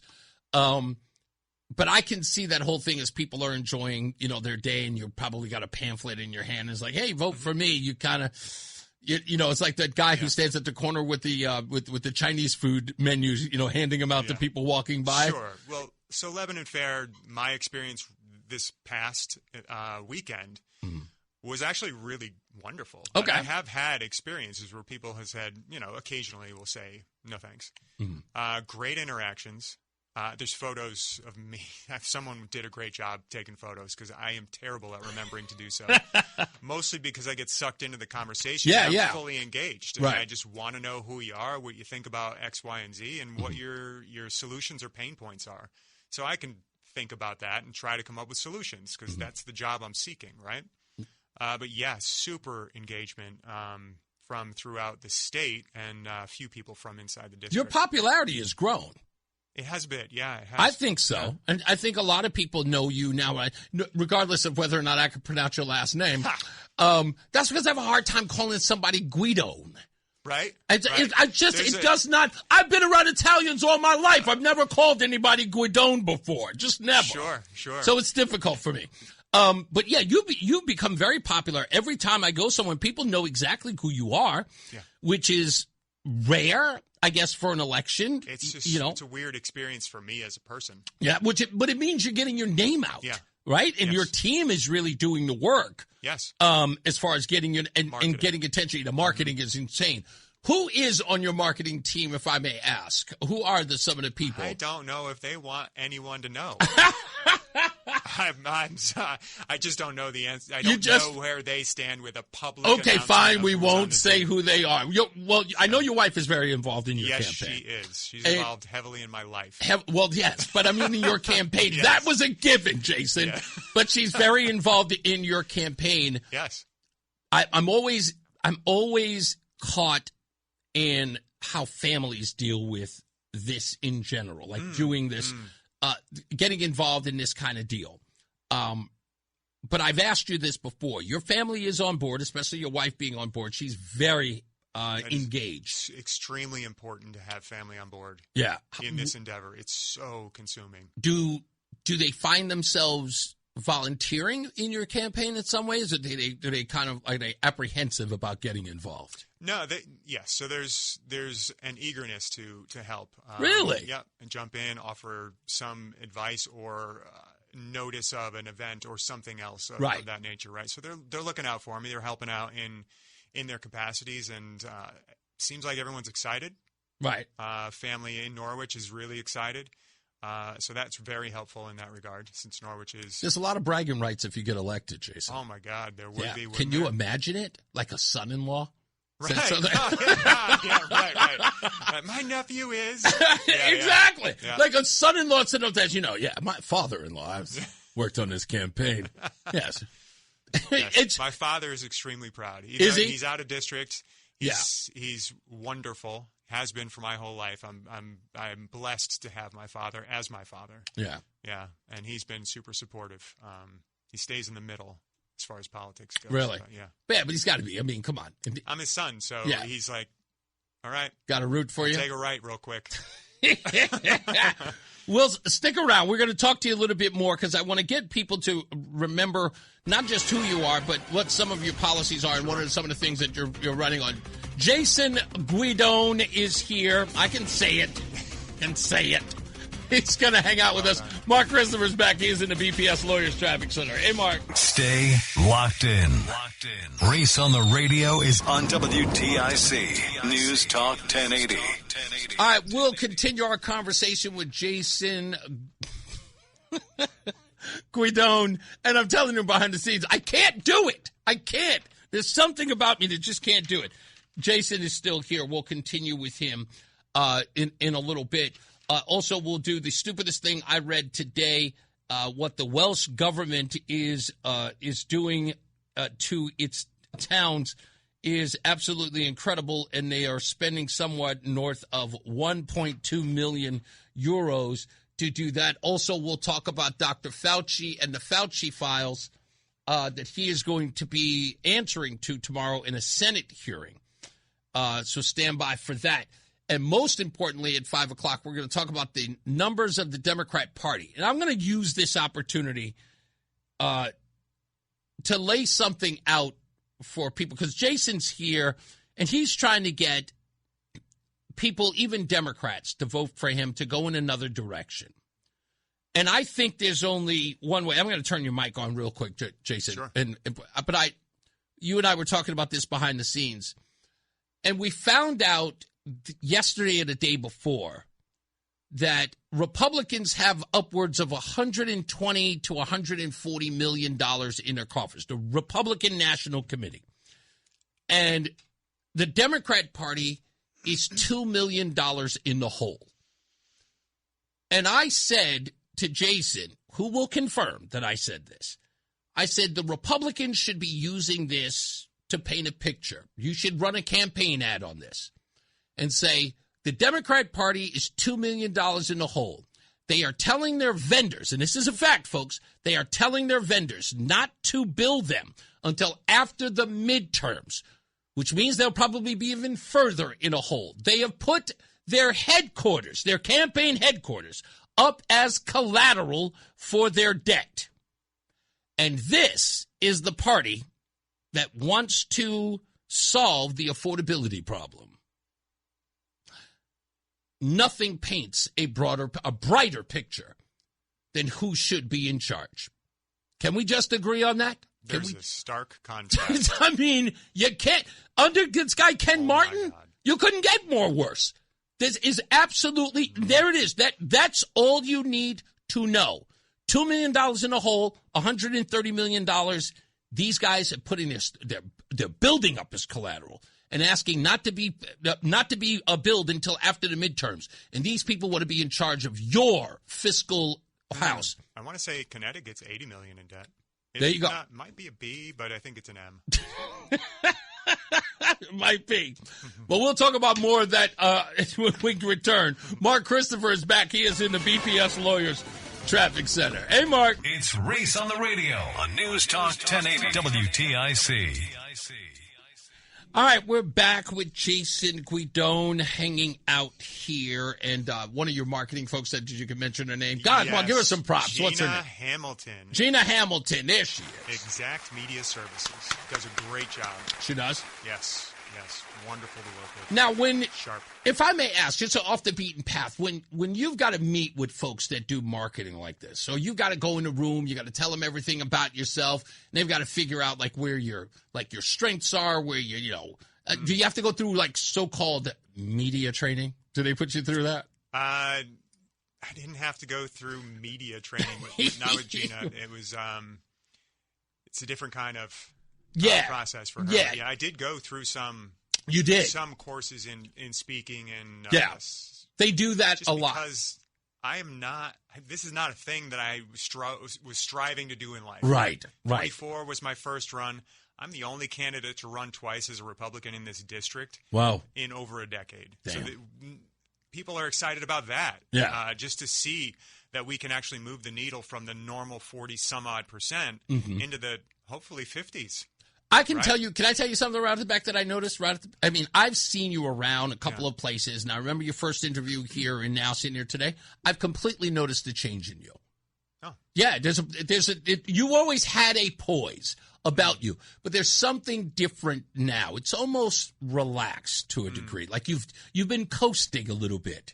Here, becoming very comfortable in your own skin and sort of understanding. Because I remember at the beginning you were saying like you knew some of this stuff, but you kind of have to go through a little bit of different sort of understanding of how politics work, who you're working with, who you're talking to. Sometimes there's a learning curve. Sometimes it's like a whole learning lane that you have to go through. It's 4 or 5, 6 lane highway actually of learning. It is, exactly. Yeah. And you have to do it on the go. You have to make mistakes as they happen. But I'm seeing something in you that I didn't see before. And again, it's comfortable. When I mean that, I don't talk about in a way like complacent. In essence, like you've figured out your stride here. Is that fair to say? That I am more comfortable. You are? Okay. In the process. Okay. Yes, for sure. And that comes with passing through conflict and pushing through my own personal barriers. Right. Even early on, fundraising for me was a barrier. I was filtering people out for them, right? Right. No, let them do it. Yeah. Let them say no, or let them say yes, or let them say yes 7 times until they actually give you the money that they say they want to give you. Yeah. So it's getting beyond my own filters, my own barriers. Right. So I've grown a lot just by this whole process, and I feel blessed in that way. Do you? I will tell you that many people say that they don't like politicians, although they want politicians. Do you understand that at all? What I mean by that is you'll have these people who sit up there and go, he just sounds so politician, like a Mitt Romney sounds like a politician. You know what I mean? And then there's the politician who has sort of a, he's got an edge. You know what I mean? He's sort of like, I'm a politician, but he's like, I'm just one of the guys. It's like it's that thing. So I almost feel like the constituent never really knows what they want. Do you ever find yourself having to, do you just come out and just go, look, I'm going to be Jason? And no matter what, the only thing I can be. That's right. Because if I try to be something else, it'll show. It'll show, and I'm going to forget that I have to be that at some point, and then it really shows. Right. So I may as well just be myself. Is it hard to deal with, and I don't want to mess with your marketing folks because they go like, what are you trying to say, Reese? I'm not trying to say anything. I'm just asking the candidate. Relax, Gina. Sometimes you get these folks, and I've dealt with the consultants. I dealt with a governor's race. And the consultants, they are brutish kind of people. Just like, he needs to be like this. He needs to wear that. He needs to sound like this. And I get on them and I just go, people are going to see right through that. He can't do that naturally. It's like, I don't like that at all. Yeah. Changing the person into something that fits the mold for a politician. Yeah.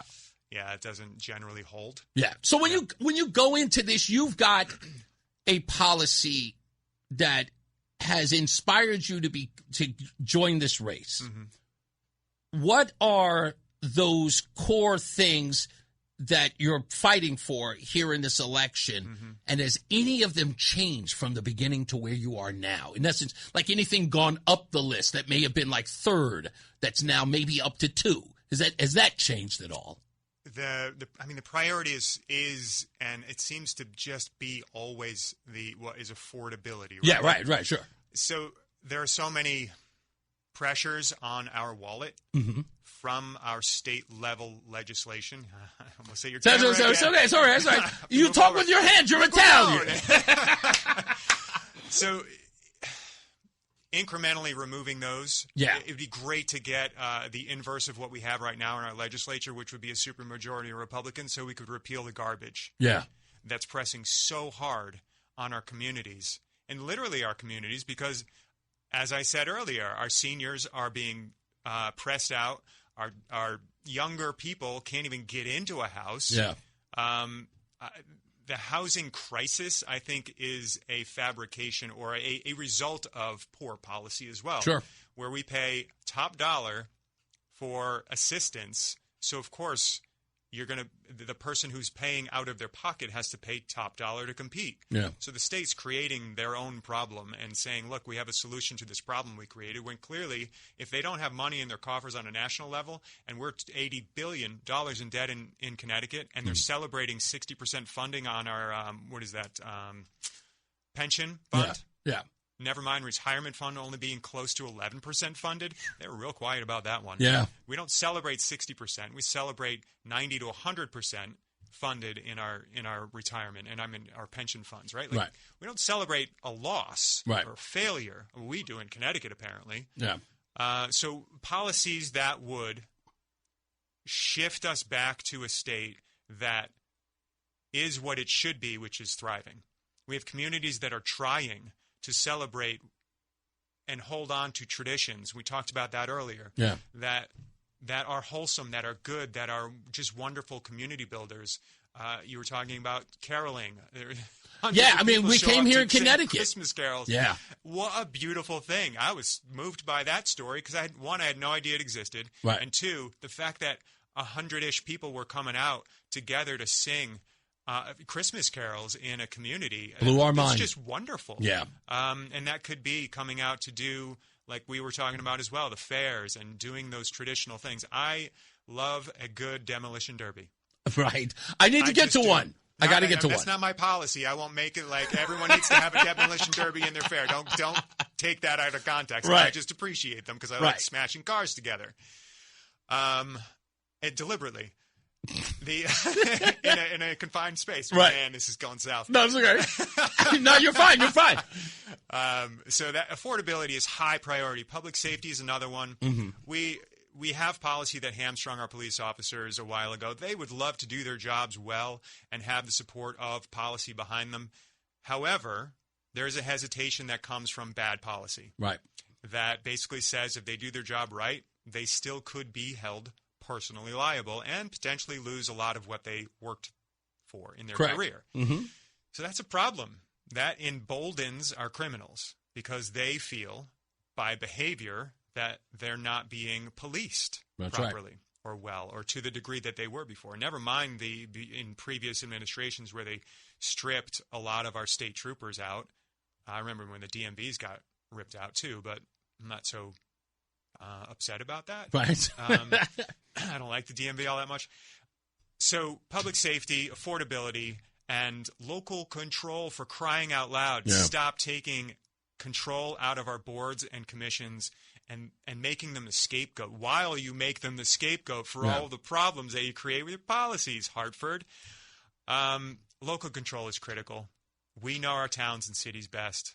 The people there know what they want to have in their communities, know what the carrying capacity of the resources are in those communities. Let them make those decisions. Yeah. We've got to have a policy that is promoted, what you said about local control. What Democrats have, I want to say that part of it is a lot of the Republican leadership in this, is that they haven't made this case clear enough. We have got to be able to tell stores, we've got to be able to tell Southington that if Democrats have their way, you will be Hartford. You know what I mean? Yeah. That's what it is. They're trying to create a uniform Connecticut. Oh yeah, it's you know what I mean. That's you know what I'm saying. That's what I mean when I say spreading the same thing. Exactly, it's the same. That's what's going to happen. It's the same everywhere. Yeah, horrible. But that's always going to be the case. You know, if you think about that, look, I argue that Democrats can sometimes hide their socialism, but if you pay attention long enough, they'll reveal it for you, sort of like the creep who opens up the trench coat. Yeah.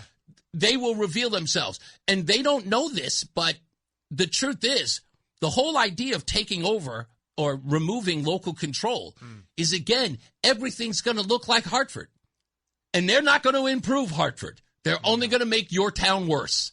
That's all it is. By creating these ideas of like you're going to have this, more subsidized housing in your community, changing the dynamic of that. Your place is going to become Hartford. People are going to move out. Businesses are going to leave because they make no money. You are going to be Hartford. So if you want that to stop, if you want to keep your town or the sanctity of your town, you're gonna have to give up this whole I'm not voting for the other guy because he's Republican. Because you hate national. Yeah, exactly, because you hate Trump or whatever the case may be. Exactly. Yeah. It's going to have to be, look, all politics are local, and after a while, you're all going to be the city. Based on policy that's coming forth, it has come forth through Hartford. Yes, when you bring all of the power to one pinnacle space, or maybe it's on 5 spigots, well, it doesn't take a whole lot of people who shouldn't be in the place where they are, make it into that place, to turn those spigots off, and then we're all pressed out. Wow. It's just a problem when you centralize control. We have 169 towns. I think there should be 169 decision makers at least. Absolutely. So that we don't have to worry about who gets into office next and having such a broad impact on our entire state that it could risk the absolute collapse of the state, fiscally or infrastructure-wise. It's too dangerous to centralize that control. I think they're going. And that's the point that has to be made, because after a while, somebody's going to start promoting. Maybe 169 is too much. Maybe we just bring it down to 80. Regionalizing, yeah. That's right. Yeah, well, that's a slow walk into what they're trying to do fast right now. Exactly the point. That's the reason why it's so important, and people have to pay attention to that, or it'll come without. Not only is it going to happen without your consent, but it may happen without your knowledge. After a while, you just wake up one day and just like we're not Waterbury anymore. I feel like I woke up one day and said, "Oh my God, I did not notice all of the damage that was done by our government. I better do something." Yeah. Indeed. You having a good time while you're out there? Yes, it's been wonderful. Yes, my favorite part of campaigning is meeting new people, having the conversations about who they are, what they see as special in the state, because there's so much to celebrate in this state. Yeah. It really is. It's a beautiful state. It has the carrying capacity to really thrive, and we just need to shift a few policies. Maybe a few hundred policies to fix it. I really don't know the quantity, but we can do a lot in a short period of time with the right people in office. And I feel like the top of the ticket is so inspiring to me. The top 4, 5, 6, however many people are up there. Yeah, it's a lot of guys. Yeah. Governor and lieutenant governor candidates are amazing. Yeah. Yeah, super. AG guy's pretty good, too. AG guy is top notch. Yeah, John Bolton is he's very, very good. Yep. What do you got coming up soon? Are you going to be anywhere, or anyone can come out and see you? Look for me at your door. Appearing at a front door near you. Exactly. Look out for Jason Guidone, of course. Farmers markets. That's right, farmers markets and all that stuff. And you are running again in the 19th district. 19th district. I know you don't like to mention your opponent, but who is your opponent again? Not the primary guy. Okay. Kathy Austin. That's our co-chair of appropriations. She helped us get $80 billion in debt, and we can celebrate 60% funding or not talk about 11% funding. Yeah. That's cool. Don't look in the mirror. Don't look at that. They never do, my friend. They never do. She took her home down into the dump from $2 million surplus to a $2 million deficit. Yeah. And the current first selectman, who beat her twice, has been able to dig them out with the help of a lot of good people on the boards and commissions. Wow. Damn. Yes, Cheryl Blanchard did an amazing job. I do have her endorsement as well. So she knows how to win. Look at that. She wants me to win. I want to win too, for the sake of our state. Yeah, I would naturally think you wanted to win, Jason. I don't know why. I would say you don't spend this much time doing this if you don't want to. Yeah. Jason, thank you so much, dude. I appreciate you being here. You're always welcome here. We'll see you after August 11th, I presume. I pray, yes, yeah, absolutely. Let's see if we can, like I said, if you do really, really well, we got to have you here because the general's coming up. Yes. And I'm going to have a whole bunch of people here because Adam can't stop telling people to come to the show. Apparently, it's popular. Can I mention the towns? Of course, please. So if you live in Columbia, Franklin, Hebron, Lebanon, Ledyard, Lisbon, Marlborough, Montville, Norwich, or Sprague, please vote for me in the primary on August 11th. That's a lot of ground to cover. Say it one more time. What the heck? Columbia, Franklin, Hebron, Lebanon, Ledyard, Lisbon, Marlborough, Montville, Norwich, and Sprague. You can go to guidoneforsenate.com. That's GUIDONEFOR Senate.com if you want to find more information. Jason Guidone. Thank you, buddy. I appreciate it. I can do some radio stuff for you. Yeah, you better. Let's get on another check on weather and traffic. Mark Christopher is back. He's in the BPS Lawyers Traffic Center. Hey, Mark. It's Reese on the radio on News Talk 1080 WTIC. All right, back. Reese on the radio live right here. Let's do the thing. News. Happy birthday goes out to some girl named Glorilla.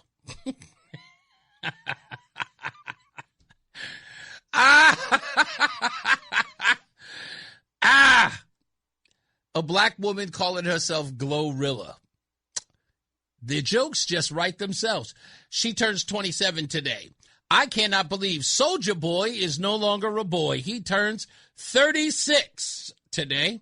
Jacoby Shaddix of the group Papa Roach turns 50. Wow, they were young when they came out. Afro Man, who sang the famous song Because I Got High, turns 52. He's younger than me, looks older than me. And Steve Morse, a guitarist for Deep Purple and the Dixie Dregs, he turns 72. On this day in music in 1957, Jerry Lee Lewis made his national television debut on the Steve Allen Show, singing the song Whole Lot of Shaking Going On. In 1973, more than 600,000 fans packed Watkins Glen, New York, for the Summer Jam featuring the Grateful Dead, the Allman Brothers Band, and The Band, one of the largest rock festivals in history. In 1986, R.E.M. released their fourth studio album called Life Rich Pageant. And in 1992, the queen of hip-hop, R&B, soul, I guess that was what it was called, Mary J. Blige dropped her debut album, What's the 411, launching her queen of hip-hop soul career. What's the 411, hun? What's the 411? I got it going on. Yeah, I got it going on. That's an actual lyric from the song. Of course, famously singing that song, Real Love. Favorite Mary J. Blige record? Go, rolling. Favorite? Not a fan. Really? Yeah, I'm not a fan. Not a fan. I Love You is my favorite Mary J. Blige song. Or Just Fine. Just Fine is probably my favorite one. I'm a fan of Glorilla, though. You're a fan of a... Hey. It's bouncy. Yeah, it is. It's bouncy. From politics to news to music to movies and anything above the sun and outer space and beyond, it's Reese on the radio. Damn, he's good. Only on News Talk 1080 WTIC. All right, back. And I wanted to get this out there before we leave the program. I was just talking to Reggae Don a minute ago, and I don't know if you folks remember last year. It's near the end of the year. And Reese on the radio was laying out the groundwork of how things were going in our country as it relates to politics, Donald Trump's first year, what Democrats were going to do, how they were going to be effective or not. And I told you, much like I told you during the 2024 election, chill out. Come on, back up away from that cliff. Reese on the radio's got you. I got your back. It's going to be okay. Many people you called here all the time, you said to me, I don't know, Reese. I hope you're right. And I said, don't worry. I am. Some people gave me guff for that. Yeah, I'm not kidding. Some people gave me guff. Just like, I liked it before when, Reese was just filling in. Now he's kind of patting himself on the back that he's right about. I'm like, I've always been that guy. Okay? I'm not the I told you so guy. I am the break my arm to pat myself on the back. Like that, right there. Hold on, I'll make some room for you. You can pat me on the back, too. And I say that completely tongue-in-cheek. I'm sorry. Don't think I'm being serious. I'm kidding around. But the only reason why is because I'm cutting through the nonsense. I'm trying to get you folks to stop listening to, how many people have gotten me on this chat room and said something about the top of the hour and the bottom of the hour news report, and I got to go chill out. That doesn't mean anything. It doesn't. You cannot take that stuff to mean something. But I've sort of realized what it is that the constant repetitive memes that happen in news can take an effect. If it's happening on the news, it must be true. If it happened in the news, in the news report, there must be some truth to it. And you start to question yourself. It's like, well, if it's reported everywhere and they keep repeating, that's how this works. That's how it works. You hear those guys online talking about a psyop? Like, I make fun of them, right? When those guys talk about, it's like, oh, you don't know a psyop. This is what a psyop is. And I make fun of it because when you use that term, you can't be so serious. Is there a psyop? Yes, but you have to have a willing participant in all of that. And that is our audience. And a part of it is our laziness. We hear the stuff that comes over the television or the radio, and our own laziness will keep us from going, I don't know if that sounds fishy to me. And we don't trust ourselves. And we need to. So when people start telling me, it's like, hey, Reese, did you hear about the blah, blah, blah, blah, blah? And I go, yeah, I heard about it. You don't think that's crazy? And I'm like, yeah, but can I explain why that I don't get bent out of shape? And then I explain it. I always come with the evidence. Here's why. So back to what I said about last year. Last year they told us, oh, Donald Trump's polling data has him underwater. Blah, blah, blah. They're against him on immigration. They're against him on the nation. They're against him on tariffs. They're also against him. And I just went and said, okay. And what's the alternative again? Because I'm sure that the Democrats have a clear answer against Donald Trump. But then again, when everything in the world is Donald Trump, you can forget that the Democrats are there as well. And they are. And I keep asking the question, is the opposition so hot? Like, Donald Trump is horrible, but how's the other side doing? Altogether, the chance to win the Senate, back in April 24th, there was about a 50-50 shot. By July 24th, look at that. The Republican chances now, we put it all together, they're at a 56% chance. But you know what? I would argue the biggest red flag that Democrats have, the biggest red flag, look at this. It's apathy, not believing that Democrats can change anything. Because the impacts of Democratic policies on your cost of living, only 41% say help, hurt, or wouldn't change it. The clear majority, nearly 3 in 5, 59%. Yeah, what was that again? Like, you do have to actually show up. Donald Trump can have all the horrible polling data in the world.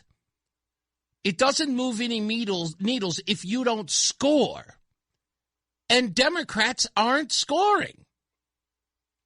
They don't have to score because they think that your apathy, your disgust, your dismay, your anger, your hatred, your TDS of Donald Trump means that they're just going to get the votes. All they have to do is keep screaming it. Trump, Trump, Trump, Trump, Trump, Trump, Trump, Trump, Trump, Trump, Trump, Trump, and Trump, Trump, Trump, Trump, Trump, Trump, Trump. Hey, how do you feel today, Hakeem Jeffries? Trump, Trump, Trump, Trump, Trump. Chuck Schumer, are you going to make America affordable for America? Trump, Trump, Trump, Trump, Trump, Trump, Trump, Trump. You got to actually do something.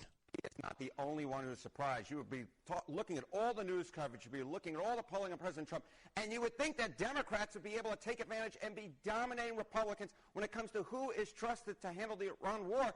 That, simply put, is not the case at all. I mean, these numbers are quite surprising. Trust Dems or Republicans on Iran. According to CNBC earlier this month, you'd think, okay, that's one poll. The Republicans trusted by 2 points. But then CBS News comes out yesterday, and what do you see? You see the exact same thing. Trump and the Republicans take the cake. They're trusted by 2 points on Iran. Now, one poll is one thing, but you put the two of them together, and you can see that the American people, simply put, are not buying what Democrats are selling on Iran. They still trust Republicans more, even if you look at President Trump's approval ratings on the subject, and they're negative too, but yet Republicans and Trump still more trusted than Democrats are. Trump, Trump, Trump, Trump, Trump. Trump, Trump, Trump, Trump, Trump, Trump, Trump, Trump, Trump, Trump, Trump, Trump, Trump. Has there been any change over time? No, and this is even more surprising, right? You might think, okay, as the war has gone on and on and on, you might think, hey, the Democrats would be gaining ground in terms of trust that the American people would give them on Iran. If anything, it's the opposite. It's the opposite. Trust Democrats or Republicans more on Iran.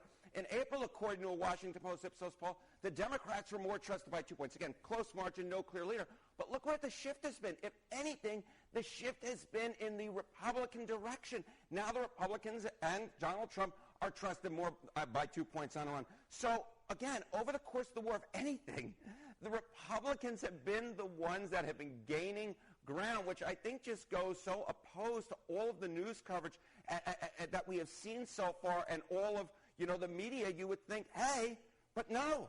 The American people are actually trusting the Republicans and Trump, if anything, more now than they were, let's say, halfway. Hey, Chris Murphy, what do you think of the Iran war? Trump, Trump, Trump, Trump, Trump, Trump, Trump, Trump, Trump, Trump, Trump, Trump. How possible is it that Americans don't like Democrats in Congress much at all? Yeah, I think this is a big part of it. The Democratic Party, the American public are weak, the great Tony Blair. I mean, just look at this. Just look at the approval ratings of Democrats in Congress. In late February, at the beginning of the war, it was minus 41 points, minus 39, minus 39. And so you're just looking at these numbers right here, and you go to yourself, no wonder what's going on at this point, that Democrats, simply put, cannot take the ball and run with it and actually in the polls be trusted more than run, because the Democrats in Congress, simply put, are not well liked. In fact, these are the three lowest on record in terms of percentage points for the approval for Democrats in Congress. So it all puts together a picture. Donald Trump and Republicans may not be liked, but Democrats in Congress are really hated. Democrats in Congress are really hated. Trump, Trump, Trump, Trump, Trump, Trump, Trump, Trump, Trump. That's what the consultants told them to run on, folks. That's what they told them was winning. That's what their polling data told them to continue to do. And what did they get for it? The lowest ratings in history. And I told you last year, so I don't care. They can hate Trump all day. Democrats have nothing to offer. They never will. Because remember, at the end of the day, folks, they're still Democrats. Let's just get used to that. Okay? Let's just get used to that. Let's say it. They're still Democrats. They're never going to change their stripes. They are going to be who they are. They can't. They can't. I told you they had a choice. They could start becoming more moderate. They could meet towards the middle. They can pull a 96 Bill Clinton. Or they could just radical, go nuts. And sure enough, they did. That's what they do. Because again, if everything is about Trump, everything else is about nothing. Think about that. If it's all Trump, we do this because of Trump, and we're doing this because of Trump. Asking them, hey, people say your polling number is lower than another, and Trump, and Trump, and Trump, and Trump. If everything's about Trump, nothing else is about anything else. Democrats don't know who they are. Nobody does. The only people who are defining them, the actual people who are defining them, is the radical wing of their party, and that is the Democratic Socialists of America. That is being identified. And the more radical they get, as these Democrats sit here and say, well, we're a big tent party. We're going to get rid of the Senate. We're a big tent party. We're going to get rid of prisons. We're a big tent party. We're going to have open borders. We're a big tent party. What they're failing to realize is that they're losing votes, and they're losing what should have been the most important constituency that they ever had. Who are they, folks? Anyone? Anyone? Anyone? The independents. Those of sound mind. Those people who many believe can alternate. Sometimes vote Democrat, sometimes vote Republican. But the independents, 77% of them, what we heard lately, are now watching that party that they were supposed to maybe consider in these midterms go off the deep end.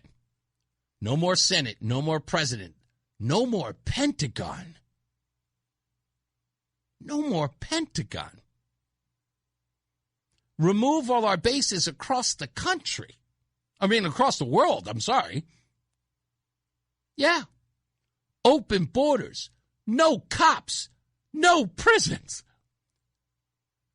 The reasonable wing in our elections. The independents are seeing that and going, oh, hell no.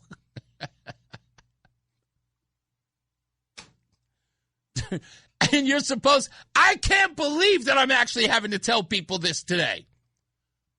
But that's okay. I love the wait. I love waiting to realize I knew exactly what I was talking about.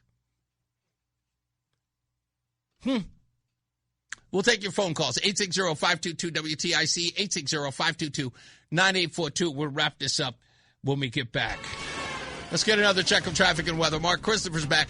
He's at the BPS Lawyers Traffic Center. Hey, Mark. The Odyssey app lets you jump back to the moments you missed from WTIC News Talk 1080. Download the free Odyssey app, search WTIC News Talk 1080, and tap earlier today to get started. Later on this evening, I'm going to post the question and answer portion of the press conference with Sean Scanlon in Manchester and Senator Anwar, who did not want to answer any questions there, I guess because he was nervous or scared. But that's okay. We're gonna definitely be at any one of the press conferences he may go to in the future. I never wanted to interview the guy.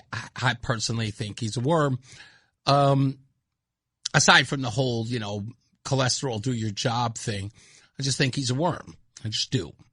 And he got to see me firsthand. And I don't think he wants any parts of Reese on the radio. That's fine. The Daily Show used to do a thing called the Moment of Zen. Does anybody remember that back in the day? I remember that. I want to call this the Moment of Zen. When you saw the photograph of the top secret documents laid out on the floor at Mar-a-Lago, what did you think to yourself, looking at that image? How that could possibly happen. How anyone could be that irresponsible. And I thought, what data was in there that may compromise sources and methods? By that I mean names of people who helped, or et cetera. And it's just totally irresponsible. The newly released audio shows that in 2017, when former President Biden was writing a memoir, he told his ghostwriter on several occasions that he had classified documents in his possession. Biden can be heard saying, "I just found all the classified stuff downstairs," in reference to volumes of notes Biden kept in his home. He also said, "Some of this may be classified, so be careful." Biden, who fought for years to keep these recordings private, would later publicly criticized President Trump for his handling of classified documents. We asked a spokesman for Biden for a comment about the new tapes, but he said they don't have one. In the loving words of Homer Simpson, "Dow!" That's your moment of Zen. Let's get another check of traffic and weather. Mark Christopher's back. What's up, everybody? You know who it is. is. You know who it is. You know who it is. It's Reese on the radio. Frederick Douglass of the 21st century. It's WTIC News Talk 1080. What's going on, Roland? I did something that I would never, ever do in a million years. I went to Six Flags over the weekend. Oh, okay. That's not what I wouldn't do. I went there with my wife and daughter. Mm-hmm. They convinced me or bribed me to go to the water park because I don't. You don't do the water park? No, I never. If I go there, I'm going to ride the roller coasters and stuff. You're like a black woman with a weave. Can't go in the water park. Yeah, I'm not going to the water park. But so they have me going all on these rides. You have to stand in line for a floater. Then you got to stand in another line to go on the ride. Okay. So, but to get the floater is the people that's coming out of the ride. You're at the end of the ride, and you're just taking their floater from them. And then you're making a long walk down to the front of the ride, then going up 4 flights of stairs. Goodness gracious! To go down. Mm. It's the most disgusting thing ever. Oh, because you have to take somebody else's floater. A nightmare. Oh, it was a nightmare. I said, "You guys know I'm never coming back here again, right?" So there's really no transfer. Like nobody hoses the thing down or anything. They just come right off sitting on it, give it to you. And it's your turn. And now it's your turn. Oh, Petri dish. And I fell in the water because my daughter decided to jump when we got to the end of it, to jump off into the water, which made the floaty go up in the air and threw me in the water. I was like... Very unsanitary. Yeah. Absolutely. A pool full of snots and boogers. Even mentioning it makes me sick. So that's how I enjoyed my... I'm a visual person. That's why I do radio. Oh, that's just nasty. Oh, so did you hose yourself down with alcohol swabs or what? I took a full shower, washed my hair, everything. You have people cooties on you. Was it Six Flag cooties? Yeah, I couldn't. It's not like I could take my Lysol can and spray outside, spray everybody outside. Like, shh. You would have totally offended everyone. Oh, I would have watched you do it though, if you did have it. Roland, I hope you had a good. I hope you have a good dermatologist. Michael A. says, totally understand that, my friend. Yeah. Oh. Yeah. It's gross. Yeah, I don't blame you. I do not blame you. Let's go to the phones and get these out of here. Steve is in Meriden. How are you, sir? No, Steve? Hello. Hey, what's up, buddy?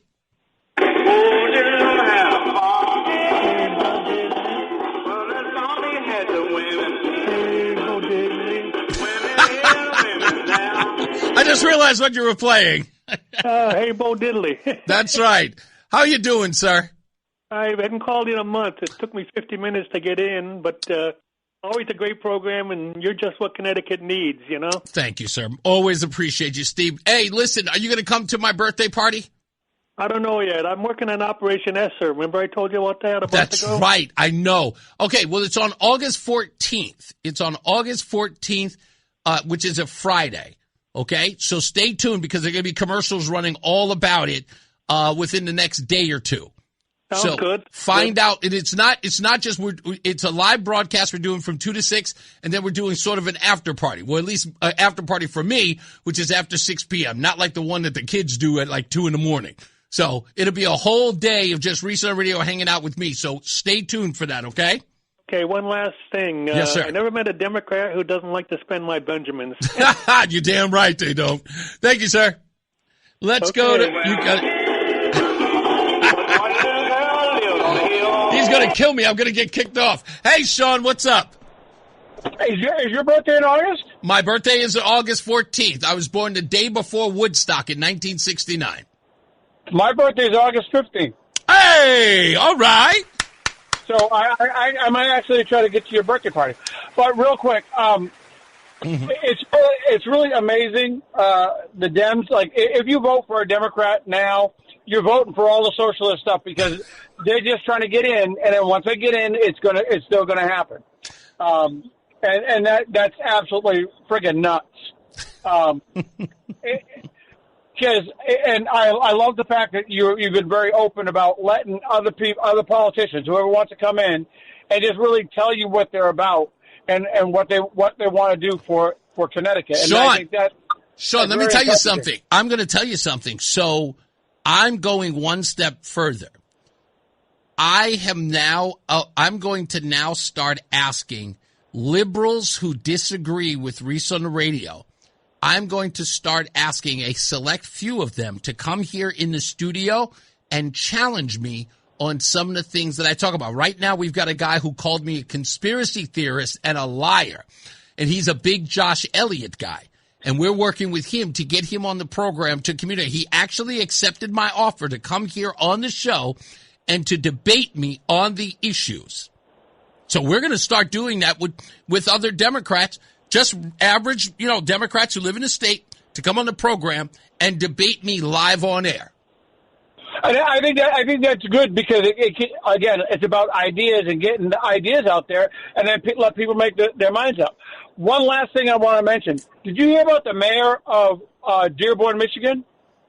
No, I don't know why. Who went straight? One of his constituents had an issue because they were going anti-Christian. They wouldn't let Christian things be shown in there, and the mayor, in a town hall meeting. Oh, that happened a couple of months back where the guy told him that he shouldn't be, he doesn't deserve to live in the town. Correct. And he said, I will have a parade when you leave. Yeah, I do remember that. And I think part of this whole Muslim thing, and I don't say that you don't throw the baby out with the bathwater, but part of it is an attack on Christianity. Many people do. And many people make that very clear. They do. They don't hide it. Sean, let me grab a couple others, buddy. Thank you. Have a good day. You got it. Poet Laureate in the house. What's going on, sir? Hey, speaking of Democrats, not this past Saturday, but a week ago, I went to the No Kings thing that happens every Saturday. Damn it, I missed that. Is that the one in West Hartford? No, at the center of town, in Middletown, at really? Washington and Main, from 10 to noon. There'll be 30 or 40 people, some in costumes, sometimes with music.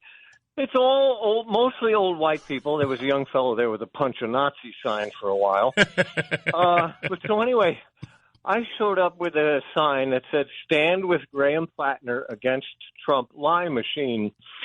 And the guy was he's not quite an organizer, but he's kind of taking it over. Right. It took him about 3 minutes to make his way. Basically told me, get the hell out of here with that. I mean, Wait a minute, are they now? Are they finally rejecting Graham Plattner? He was ready to just about push me. He called me an a-hole. He's like, no matter how nice we are, you show up here and act like an a-hole.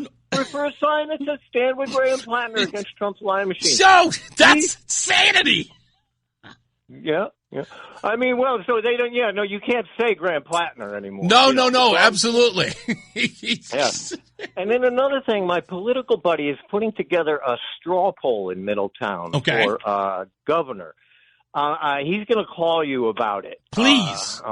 Yeah, I told him you'd love to work with him. Of course, I would. Do it at the what do they call those military things where the veterans hang out and drink? At the PX. Yeah, well, the civilian one though. Anyway, that thing, where the soldiers hang out. Is it VFW? Yeah, VFW. Oh, okay. Yeah. So he's going to do a straw poll there, or just with more than the people there? Yeah, no, there. That's the venue, and then you got to pay $10 to vote, and it goes to them. And it's actually a black VFW because, by the by, they were segregated, and they never bothered unsegregating them formally. So listen to me. Whoever your friend is, you make sure he gets me an invite. You get him in touch with me. I want to be there. I'll pay $20. Yes, thank you very much. You tell him I'm a pro. Thank you, Fred. I appreciate you. Oh, my favorite friend is back. White Mike is in the house. What's going on, sir? Hey, man. So we kind of need to understand that right now there are no Democrats and Republicans. Okay.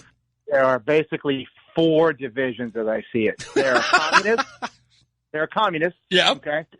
There are soft liberals. Mm-hmm. There are Fox News watching boomers who are dying off. And there's Gen X and after them who are becoming more right-wing nationalists, as these people understand. Okay. If the Republican Party doesn't figure it out, and you're about to see it in Florida, pal, right, they're for a world of trouble. You are 100% right on this, because I have made this argument that it cannot be, as much as it is on the left about bashing Trump, Republicans can't rely on the fact that people are rejecting socialism. You're going to have to prove that socialism doesn't work by making capitalism work for these kids. And you can't be a corporatist. Yes, okay? very good point. That I'm a capitalist. I'm not a corporatist. I don't believe that corporations are great. I think that corporations are, while when they get to the big levels, they do some cool stuff. The average corporation just stifles and crushes small business. Right. Yes. The Republicans are far too in bed with these corporations. JD said some cool stuff when he interviewed with Rogan. I kind of like what he said. Mm-hmm. But I think the future of the party, you're going to see more guys like this James Fishback and Bobby Williams down here who are worried about their local situation and their states and not so much interested in international politics. Right. When I saw that one of the first things Byron Donalds did when he announced his race for governor was hold a secret meeting with a bunch of rabbis in secret and basically tell them Florida's in your back pocket. Well, I don't think Floridians give a crap about this. I think we're worried about our green space being turned into strip malls and wanting to put data centers everywhere to suck all the water out of the ground, and nobody's thought about it. See, I got to push back on this for one reason. And again, I told people this in New York, right? There was and I know I'm not going to have enough time to talk about this, but this was exactly what I said during the Bloomberg administration. In order for you to combat these people who have the power in your area, I'll never forget during the Bloomberg administration in New York, there was this Jewish community that wanted to get rid of a bike lane in their community because it was Orthodox Jews there, right? And they said that the girls who were driving by on their bicycles were barely dressed, and they said it was a bad influence on the Orthodox community. Right? So many people who were the bike riders who were saying, no, we need that there. We need to have that bike lane there. The Orthodox Jews went to Bloomberg and told him, okay, keep it there. We'll see you on election day. Next thing you know, a week later, Bloomberg had the crew out there sandblasting to get rid of the bike lane. Because and people would say, oh, well, the Jews have all the power. Well, there's a way that you can combat that, and that's to be as powerful as them. You have to build a constituency. But that's a particularly heinous issue, because why do we let this one group's weird moral issues dictate how... You have to combat it with the same amount of energy. You can complain all day, but like I said, the complaining only gets you that, complaints. If you're not fighting them, you have to fight them with the same amount of fervor that they do. If they have political power, there's a reason for it, because you have none. You have to have more political power than them. Well, kind of have to have some money to get that done. But think how powerful that was, dude. They complained and made a threat, and homeboy sent out bulldozers to tear up a public space. I'm not lying. Listen to me. Don't think that I don't know what's done. But again, people can say, like, I can be angry about all the power in the world that they have, but if I don't build a coalition to combat that, I got nothing else to complain about. Other than that, I'm just whining. And I'm telling you, dude, Byron's not hitting, man. They're trying to sell him on me. I know. His videos are everywhere. I've met one person who likes him, not one person. I know. I see a lot of support for this Bobby Williams guy. He's this good old boy pastor, wears a cowboy hat, seems fine. But I see a lot of support for this Fishback, and the fact that Collins and Donalds tried to pull this crap, getting him off the ballot. Yeah. That was off there. They should have done, first of all, especially after what Byron Donalds said about what happened in Colorado with Donald Trump, he should have never been a part of that. But then again, that's, these are the things that totally destroy his credibility. Well, in closing, real quick, for them to do this 2 weeks before the election says that James Fishback is either a sociopath or an idiot. Because if he knew that he wasn't qualified, then why would we let it get this far? Yeah. He had a chance to win the nomination. If he won the nomination and he won the race and he wasn't eligible, he's the most embarrassed political figure in history. He'd be a stupid person to do that. Yeah, indeed. Dumb. We'll see. I'm watching the Florida race, buddy, because I know you are. Thanks, Mike. All right, man. Later. You later. Yep, that's it. That's all I can tell you, folks. Democrats, I warned you, they are who they said they were. I know who they are. I paid very close attention to them. I know them better than they know themselves. I just do. Even some of the Democrats, I won't tell you who they are, they're starting to agree with me. They're saying they deserve to lose. And they set it up themselves. They let the party get away from them. They had no clear agenda, and they thought it was enough to hate Trump. And we warned them kindly. And they ignored us. As I always say, radio is free, so we thank you for paying attention. Remember to keep JC in your hearts and in your mind. Sean Patrick, we love you and we miss you. Remember that panic is not planning, so plan your work and work your plan. Me, I'm Reese on the radio. You have a good night and a pleasant tomorrow. We'll see you back here at 2 p.m.